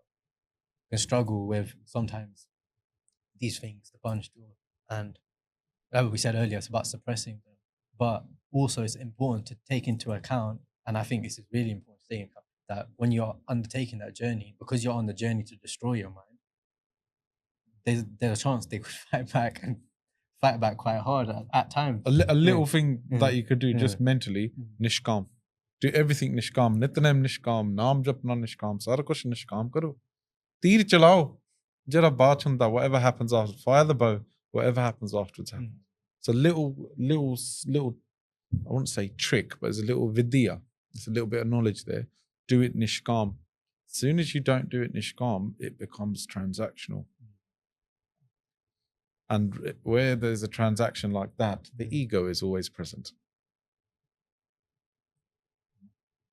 So, as you've been to university and everything, there's probably, a lot of drinking and vaping. Yeah. How did you find that experience? Like, how do you think how that aligns or completely is wrong within Sikhi? Yeah, so that you said, I've noticed that quite a bit. But I think, in all fairness, nowadays, I think the most worrying thing that I've noticed is when I've been to sort of various schools and I've done talks to students ranging from the ages from 11 to 17, 18, I've noticed that there's children around 11, 12, 13 years old and they're all vaping. And I noticed in the schools, the teachers have been saying it's a bit of a massive issue basically within the schools that they're having. It's literally a pandemic within schools. Basically, that's a long story what the student, because one of the teachers was like to me, could you mention something about it? And then I just found it quite, it's funny because it's like a circle of life, because when I was in school it was a similar thing, but I find it now when you're a bit older and you look at it and you just think that someone so young starts doing something that's so bad for their health. It's not a great it's a bit of a self-destructive tendency, isn't it? Yeah, for sure. So, I mean, from my perspective, it's vaping, zero tolerance in Sikhi. There's no angle for it whatsoever. 100%. So I'll tell you what, let's look first historically. Let's look at his history. So what did Guru Gobind Singh Ji's horse do when there was a tobacco field? What happened? It didn't enter the field. It didn't. And what did Maharaj say? Why is this horse not entering the field, the tobacco field? Unclean. It's unclean, and it's a societal ill. Guruji in history has clearly identified that uses of tobacco and ingesting those type of products in that manner is a disaster, not just for health but for society. It's not a good thing. So Guru Gobind Singh Ji's horse refused to go on a field where there was tobacco. ठीक है? That's a Sakhi hogi. That's one Sakhi you got there. Let's go further. So Maharaj's Jyoti Jyot is 1708. It goes 1758. There was a Gursikh. His name was Jai Singh, and he was doing Chonkdi Laisi. He was doing bhakti in a khet, and a Mughal entourage was going past, and they noticed there's someone sitting there, and he's got the appearance of a Sikh, and he's doing bhakti. So they stopped him. They're like, "What are you doing?" He's like, "I'm doing my Simran, Waheguru, and I'm doing Japji Sahib." And they're like, "Look, stop doing that. You can see an entourage has gone past. You didn't even stand up and show respect. So you're going to carry this sack, and you're going to carry it with this entourage for the next foreseeable element of the journey." And turns around, he looks And he's like, that's got tobacco in it. I'm not doing it. And they're like, yes, you are. And he was like, no, I'm not. Do you know what they did to him? They got his family together, Jai Singh's family, and they said, you're going to pick up this sack of tobacco. And he turns around and goes, I'm not doing it. They said, we're going to kill your family. They killed his family. So he was ready to die to uphold Maharaj's bhajan. And it didn't finish there for him. They tied him upside down to a tree and skinned him alive. And we're talking about people voluntarily now. You're saying people are voluntarily vaping. Sikh people, even people, have you seen anyone with a, you've seen that? You've seen that? Dhan Guru Nanak Pasha. Sade Singh ਆਪਣੇ ਪਰਿਵਾਰ ਨੂੰ ਸ਼ਹੀਦੀ ਨੂੰ ਦਾਨ ਦਿੱਤਾ to the Panth. Yeah, the Panth has received the shahidiyan of their whole family and then tied upside down and skinned alive because they were being forced to contact that thing. But now you're saying, I'm not having a go at you, but we're saying that people voluntarily are doing it. Another mat kitthe gayi. Normally, you'd say, I'll be like, oh, I don't want to judge people, this, that, and the other. Let's just be historical. Let's look at history. In history, Guru Gobind Singh Ji said no, zero tolerance. That was then enacted, put into action by a Gursikh where he lost his life over it. For that should be enough reason for anyone who's, because some of you won't be aware of this, yeah? Some of you watching the podcast won't be aware of that bit of history. Of so, you know, you've made your mistake, you've done your stop now. Absolutely, you need to stop. Yeah? What about Sukha Singh and Mehtab Singh? At Harmandir Sahib, what was happening? Masarangar was smoking hookah and had dancing girls in Harmandir Sahib. Sukha Singh and Mehtab Singh got together, Nihangs Singh, right? Got together and they did a mission where they disguised themselves and went to Harmandir Sahib. Yeah? Our holy shrine, where it had been turned into a dancing hall. That's a very polite euphemism I've used there. Yeah? And they chatkarred him. They put money on the floor and his head turned down to Maya. And they, like a demon, he's gone, finished. So that tells us a lot of things. So Guru Sahib's horse is refusing to get involved. Yeah? And saying this is unclean. Then Maharaj gives a hukum that you're not to do this. Then, by Jai Singh sacrifices his family and has a horrible, torturous death to uphold the bhajan. And around similar sort of time, yeah, Sukha Singh and Mehtab Singh tell you the solution as well. A message to the youth. If you've got any sense of pride in your history, you will not vape. If you're bored, go take up a sport. Go and do something which is building your personality and body. Go and do something positive. Don't drown in negativity, especially that which spits on your ancestors' I won't say grave because not buried, but their memory. Yeah? Their legacy. Their legacy. Don't do that. That's an insult. You know what I'm trying to say? Of course. That's insulting. So that there's zero tolerance for this. And that's really one aspect to it, That which is a very, very big one. That's the history, and within the history there's hukum. So there's two things there. Yeah. There's a history and there's hukum. And already I told you, the Sarid Harmandir hai. So in Gurbani, Maharaj doesn't want us to pollute our bodies like that. It's very, very bad for us. Maharaj says, if you look at the 17th hukum at the 52 hukums, yeah, Maharaj says clearly, yeah, to discard tobacco, yeah, tyag do, tamaku bikya da tyag karna, like it's gone. So it's for me, vaping is too direct of not listening to Maharaj. Where other things you could say, Maharaj didn't specifically say this, he didn't specifically say that. Then finally, you've got the health reason. There's over 4,000 chemicals. So smoking a vape is manmat on the basis of the Gurbani book, which says, Sarir Harmandir hai. Because in your temple, you're bringing 4,000 chemicals. So that there, that gift, you're abusing that gift as well. So it's wrong historically. It's wrong for your health, according to Western medicine and science, because of all the chemicals. And it's also wrong spiritually. It's wrong in every way. If after listening to this, you stop, chardikla, respect you, because you've been informed, then you used your intellect to make a decision. So that's it, it's done. We're done with this. We're not doing this anymore. If you still do it, that tells me more about you than anything else. Like, that means you don't value yourself. You don't value your health. You don't value your spirituality, and you don't value your ancestry. What will be your view? Yeah?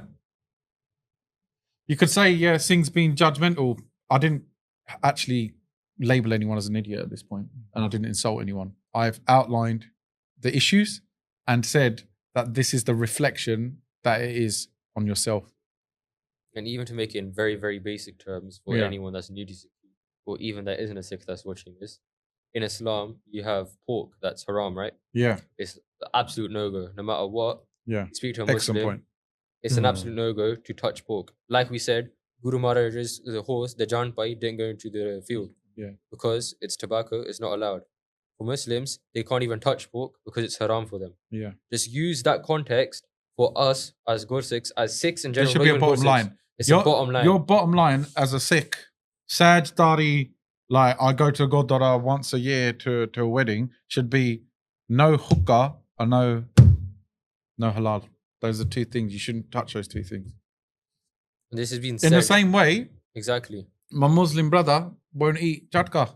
To see another halal. They won't touch chatka, they won't touch pork. Yeah, exactly. It's the traditions. It's not even traditions. It's the basic. It's the absolute law. Bottom line. Bottom line minimum. It's the bottom line minimum. That's a bottom line. So please stop vaping. We're done with that. Zero tolerance on that. People do say that, it's not tobacco, it's nicotine, it's just a fruit flavor. But again, we covered that. It's chemicals. Yeah. You're literally consuming chemicals. And look how cheap that vapes are made. Because it's not. Oh, so hold on. So people are using the logic that because it's not the makul, that's why we're smoking a vape. It's just nicotine. Okay, let's flavor. Let's just look in that a little bit further. It's a harmful chemical, tobacco, that you're putting in your body. So yeah, that hukum applies across. And it's the intent as well. And it's the intent, Of course. So I think that's pretty much covers it. So talking about reincarnation earlier, if you can just go back to that topic. Yeah, I mean, that was probably, how we talked about Waiguru, and there's no need for belief there. It's just all time, all space, all existence. Hazar Nazar, Sab Gobind hai. Yeah? With reincarnation, I'd say that's probably one of the few points where there's a bit of like an area where you'd say it's a bit grey. Like people are, I'm not sure about this, I'm not sure about that. Everything else, Naam Japana, scientifically proven that if you do mantric meditation in your mind, it's scientifically proven that it changes your brainwaves. Yeah, that's the science. There's no disputing that. That's true. It's also proven through sociological studies and anthropological studies that if you contribute to society in a positive manner, your life generally becomes better. Yeah, and you're viewed in a positive way. So Seva, Simran, Sangat, who you hang around with, you talked about contagion. There was a study for that if you hang around with people that are positive and add value to your life, you're likely to take on their characteristics and live a more fulfilling life. So all the things that we've talked up to this point, they're backed pretty much by science as well. That is fair to say, yeah? Then you get onto reincarnation and then people are like, well, if mind call is perfect, then what's reincarnation prove that? Like, it gets into that whole area. Of course. So what I thought was, I like to be a little bit devil's advocate. I thought, okay, is there any science here? Is there anything we can look into outside of Guru Granth Sahib Maharaj that can help us with this concept? And I came across predominantly two gentlemen, Dr. Jeffrey Long, and his studies are into near-death experiences. And within near-death experiences, the out-of-body experiences. So NDEs and OBEs. And then Dr. Ian Stevenson. And he did a whole study into reincarnation. So those are two that I looked at. The reason I looked at Jeffrey Long was because what are we saying? We are saying that essentially when we die, something lives on. That's the concept, isn't it? So something's living on. Yeah. So in near-death experiences, people have out-of-body experiences. So if they've got out-of-body experiences and they experience out-of-body experiences, what does that tell us logically? That they're conscious once their brain and body have been declared medically dead. So straight away, that tells us that you can exist without your body. Yeah. So Dr. Jeffrey Long he's done about, I think it's on his website. You can just search it on Google. There's about 4,000 cases of near-death experiences. And a lot of them have similarities across cultures. So it's not just, there's 50 people from India and they all believe in reincarnation or they all had near-death experience. No, it's cross-culture. And they're having the same out-of-body experience of that the brain's dead, so clinically declared dead by the physicians that are local to them. And then there's a sense of floating above the body and then encountering the bright light and so on and so on. And that's cross-culture. Now, number one, from a science point of view, that's very interesting, isn't it? That there's people from different cultures reporting similar experiences. Yeah. And there's a few cases within there that stood out. And then there was this one, I think her name was Martha. She was blind from birth. So she was blind from birth and drowned at the age of, I think it was 6 or 7, something like that. And she had a near-death experience. She was declared dead. And then they did resuscitation and she was brought back to life. Upon awakening and upon reflection, when she had an out-of-body experience, she could see. And what she saw when she reported that back was accurate to what was there. So we're talking about somebody who had no concept of sight because they've never had sight before. So what was she seeing with? If we look at Sikhi, we've got Sthul Sarir, which is the gross body. Her eyes weren't working, she's dead. Then Sukham, the Sukham Sarir, according to Sikh philosophy, also has the ability of the 5 senses to see. And you'll be like, Harps, what are you chatting about? Well, when you dream, you can still see. And your eyes are closed. And you can feel. So you have got, Sukham is the subtle body. Yep. And that subtle body has the ability to see. So someone who was blind died, then without her body was able to see. That's rather compelling. So what does that tell us in terms of reincarnation? We haven't even got to reincarnation. All we've got to is that after 4,000 cases, one could possibly suggest that you can survive without your body. Your consciousness can survive. Then within that study of 4,000, he noticed, young children that had the out-of-body experiences, they would remember also their past lives. Reincarnation comes into play all of a sudden as well. Yeah, Dr. Jeffrey Long, look it up. And then that leads us to Dr. Ian Stevenson, University of, I think, Virginia. And he's written a book where he scientifically studied the phenomena of reincarnation. And his book, it's called 21 Cases of Reincarnation. It's not like a really fun read, fictional read about reincarnation. It's a scientific journal. Yep. Literally, the person was here. This is how old they was. You got to remember, these studies were done before the internet. Yeah. So people couldn't communicate information to each other like that. And there's examples that he focused on were rather I think profound, I'd say they were distinct. They were kids who would be born with the birth defects or birth marks, who would remember their past life. And in the past life, the way they died horrifically would match with the defect or the birthmark.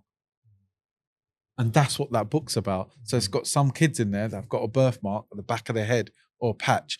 When they're young, 3 or 4 years old, they start saying, "You're not my mum. You're not my dad. You're not my mum. You're not my dad. I'm actually such and such person from such and such village." Yeah, out of the blue, they're saying that. They would then speak dialects, which they haven't learned before. So, you know, a lot of people say you could explain it like this, explain it like that, explain it like this. But you can't explain how a child, so there's no internet, can say they're somebody else. And then they would then, Dr. Ian Stevenson and his team would then get called to that place. Then they would go to the other place without taking the child first. Do all the research first. Verify everything. And the conclusions would come back, which, yeah, there was a person who was 45 years old, 50 years old, just giving you rough, like paraphrasing the example, who was shot in the back of the head. To the point where there's some cases where they identify the killers as well. Wow. Yeah. And people were like, was that just in India? No, there was cases also in South America that Dr. Ian Stevenson looked at, North America. So it was cross-culture study as well. Yeah. So when people laugh, you know, because what I do find with certain other faiths, certain people within that faith like to mock certain elements of other people's faith. Reincarnation is often, well, that's nonsense. So I would say to them, go look at Dr. Long's work, go look at Dr. Ian Stevenson's work and see what's going on there. From a Sikh perspective, it says clearly, Maharaj says, Kai janma pankhi sarpa hoyo. Kai janma havara bikara joyo. So several births, you were a bird, then a snake, and then an ox. So our consciousness has existed as all different types of life form. Why? To learn and progress. Like we spoke What's the about name earlier. what's the name of the dharma? Sikh. To learn. To use this realm of Trigunamaya, Rajo Sato Tamagun, within Maya, to find the one within Maya, to find Ik, Oankar, Ik. So when we're here, we've actually experienced within us all the different life forms, and the Shresht life form is that of a human being for us. Yeah, that's where we can go with the Milinkiya Diribriya, meet our creator. Yeah.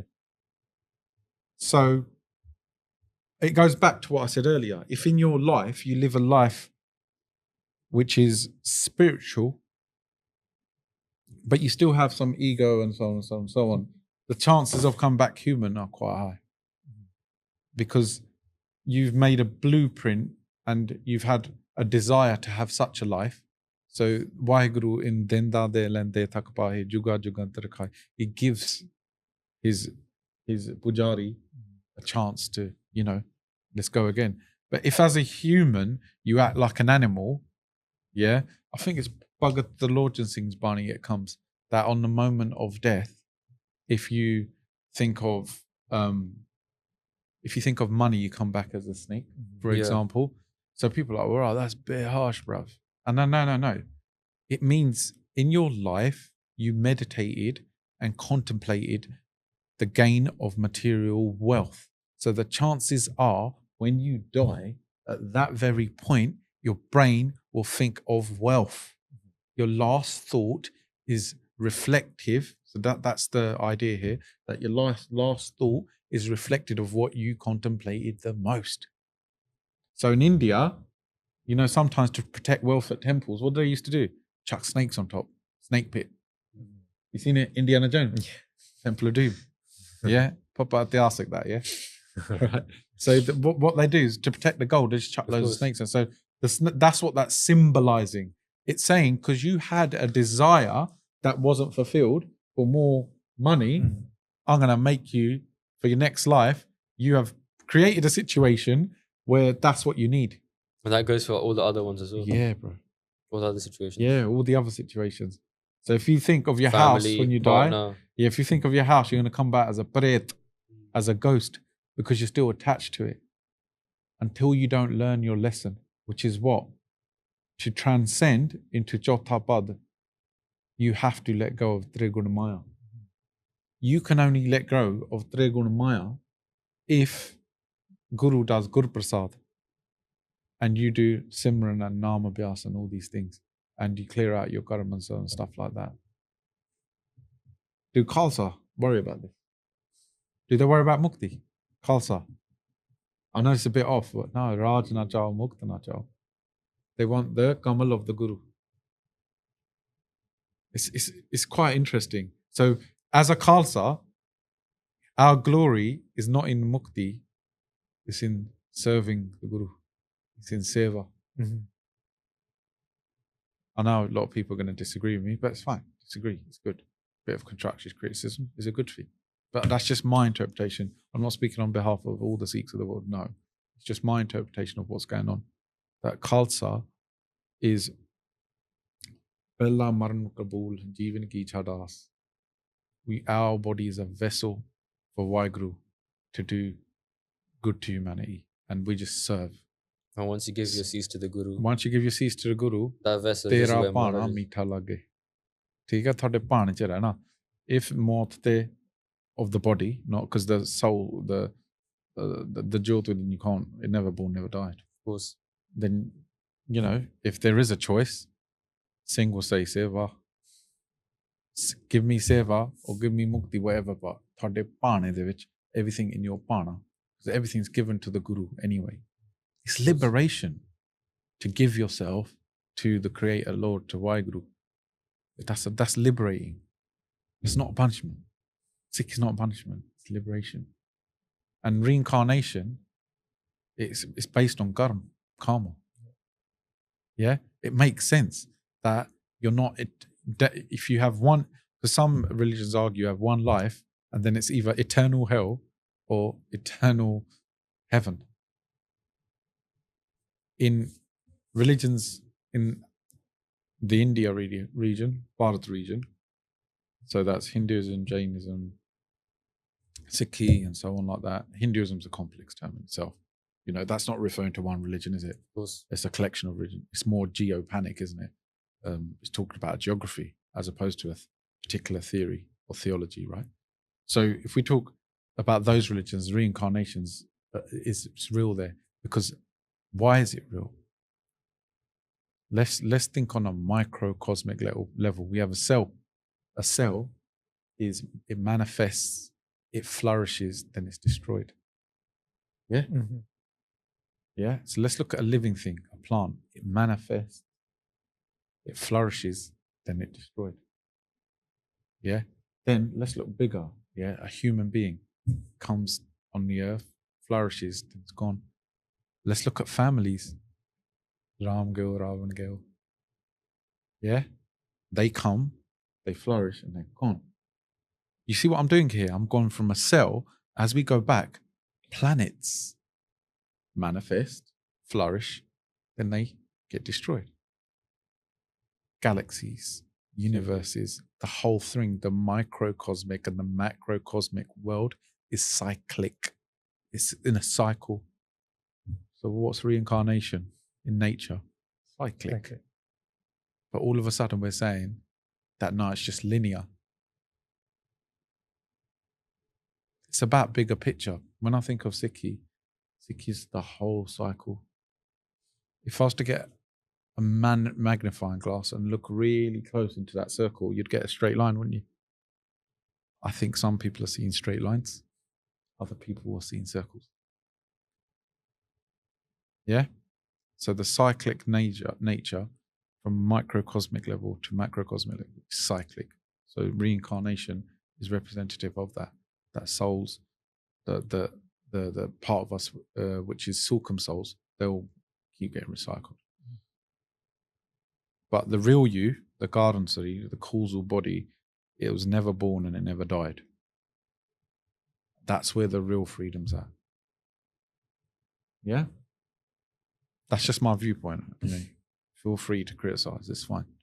Yeah, In fact, I hope that someone tells me I'm, you know, saying, no, you forgot this, that. You know, we're always willing to learn. We're sick, aren't we? And we want to grow. I want to come back constantly. If I come back next year, talk about the same topic, there should be 3, 4, 5, 6, 7 other things. Come back the year after, should be more. We should be always looking to expand our knowledge base. 100%. Yeah. I think that reincarnation even supported by like the theory of someone like, for example, like we are here today, we're quite fortunate, and we're maybe like, if let's say that connecting with Waiguru is a race, the ways the family's been born into, the kirpa that Maharaj has done, we start maybe a bit closer to that finish line. Then on the other hand, so I've thinking on this. Do you think there's a finish line? If everything's cyclic, was there ever a start? If we were never born and we never died, was there? Because people then say, "What's the first Qadam?" Was there ever a finish line? Or was there ever a start? Or maybe it was just all timeless from the beginning. What beginning? Start. You know what the issue we have? We're humans. We're humans, and we've got this ego which says we know a lot. Balraj Singh, I'm sitting here looking at you. I'm not even looking at you. I think I'm looking at you, but I'm not. Do you know what's happening? The light's traveling to my eye. It's going in my retina. It's reflecting the back of my eye. Then the image gets turned upside down. Then it goes through my optic nerve. Then my brain's making a picture. Do you know what's happening? My mind is seeing a picture of what my eye is made of you. Yeah? That's one angle. The stuff you're even looking around you is just a projection of what actually is. Of course. So we need to you know, humility, people say be humble. Don't be humble egotistically. You got to be humble also on the basis of gyan, by understanding you're a gyani. There's nothing, you can't even, Balraj Singh, between me and you, we know scientifically there's Bluetooth rays going through here, radio waves going through here and all that, but we can't see them. We don't have the knowledge of them, do we? Like, if we didn't know they existed, we wouldn't have knowledge of them, would we? Yeah. Just in the space from there to there, bade gyani aapa. So we should have nimrata, because Waiguru is all know of everything from here to here, from here to the end of physical existence, and everything in between. The humans have this ego of we know, we're the no. There's bacteria out there which have outlived the humans that are dominating the world. We need to just calm it down a little bit as well. Just purely on the basis of we actually know very little of everything that's around us. Is that okay? I think with Gollum as well, you're speaking the other day about the whole Amazon rainforest and then us, and how like some people may be born into like a tribe, have no understanding of like sort of the outside world. And I think that does support the theory of reincarnation, just due to the fact that our previous Gollum do judge what life we have, what we're born into. That sort of thing. Part of me thinks that we get the life we desired. So it's not so much of reincarnation is a punishment for your sins. It's actually the mathematical outcome of your combined desires in the form of a physical manifestation. For you to then recalibrate and see what Sikya you need. You know, you get a fly, it just keeps hitting that glass. It's not learning. Then Waiguru's like, just keep going. You'll get it eventually. Another yana. Of course. Yeah. We're going down the rabbit hole now. That was beautifully said. Yeah. And I hope the Sangha has really enjoyed this episode. You know, we covered a lot of topics, you know, from different perspectives, from a Gursikh's perspective, from Sehajdhari's perspective, and from my perspective. And I hope the Sangha enjoys it. We've got so much support from the previous episodes, from the first one to the third to the fourth. And I hope Sangha keeps showing the pyar. And actually learning, which is the main reason why I started the podcast. Even if I inspired one person to change, or two or three, ਉਹ ਵੀ ਵਾਹਿਗੁਰੂ ਦੀ ਦੇਣ ਆ that's Vaiguru's ਦੇਣ. ਉਹ ਵਾਹਿਗੁਰੂ ਦੀ ਦੇਣ ਹੈ ਹਨਾ ਬਿਲਕੁਲ. ਉਹੀ ਸਾਰਾ ਕੁਝ ਕਰਦਾ we're just sitting there watching, we're observing. Yeah. We're observers of Vaiguru's colours. ਬੜਾ ਆਨੰਦ ਆ ਵਾਹਿਗੁਰੂ ਜੀ ਕਾ ਖਾਲਸਾ ਵਾਹਿਗੁਰੂ ਜੀ ਕੀ ਫਤਿਹ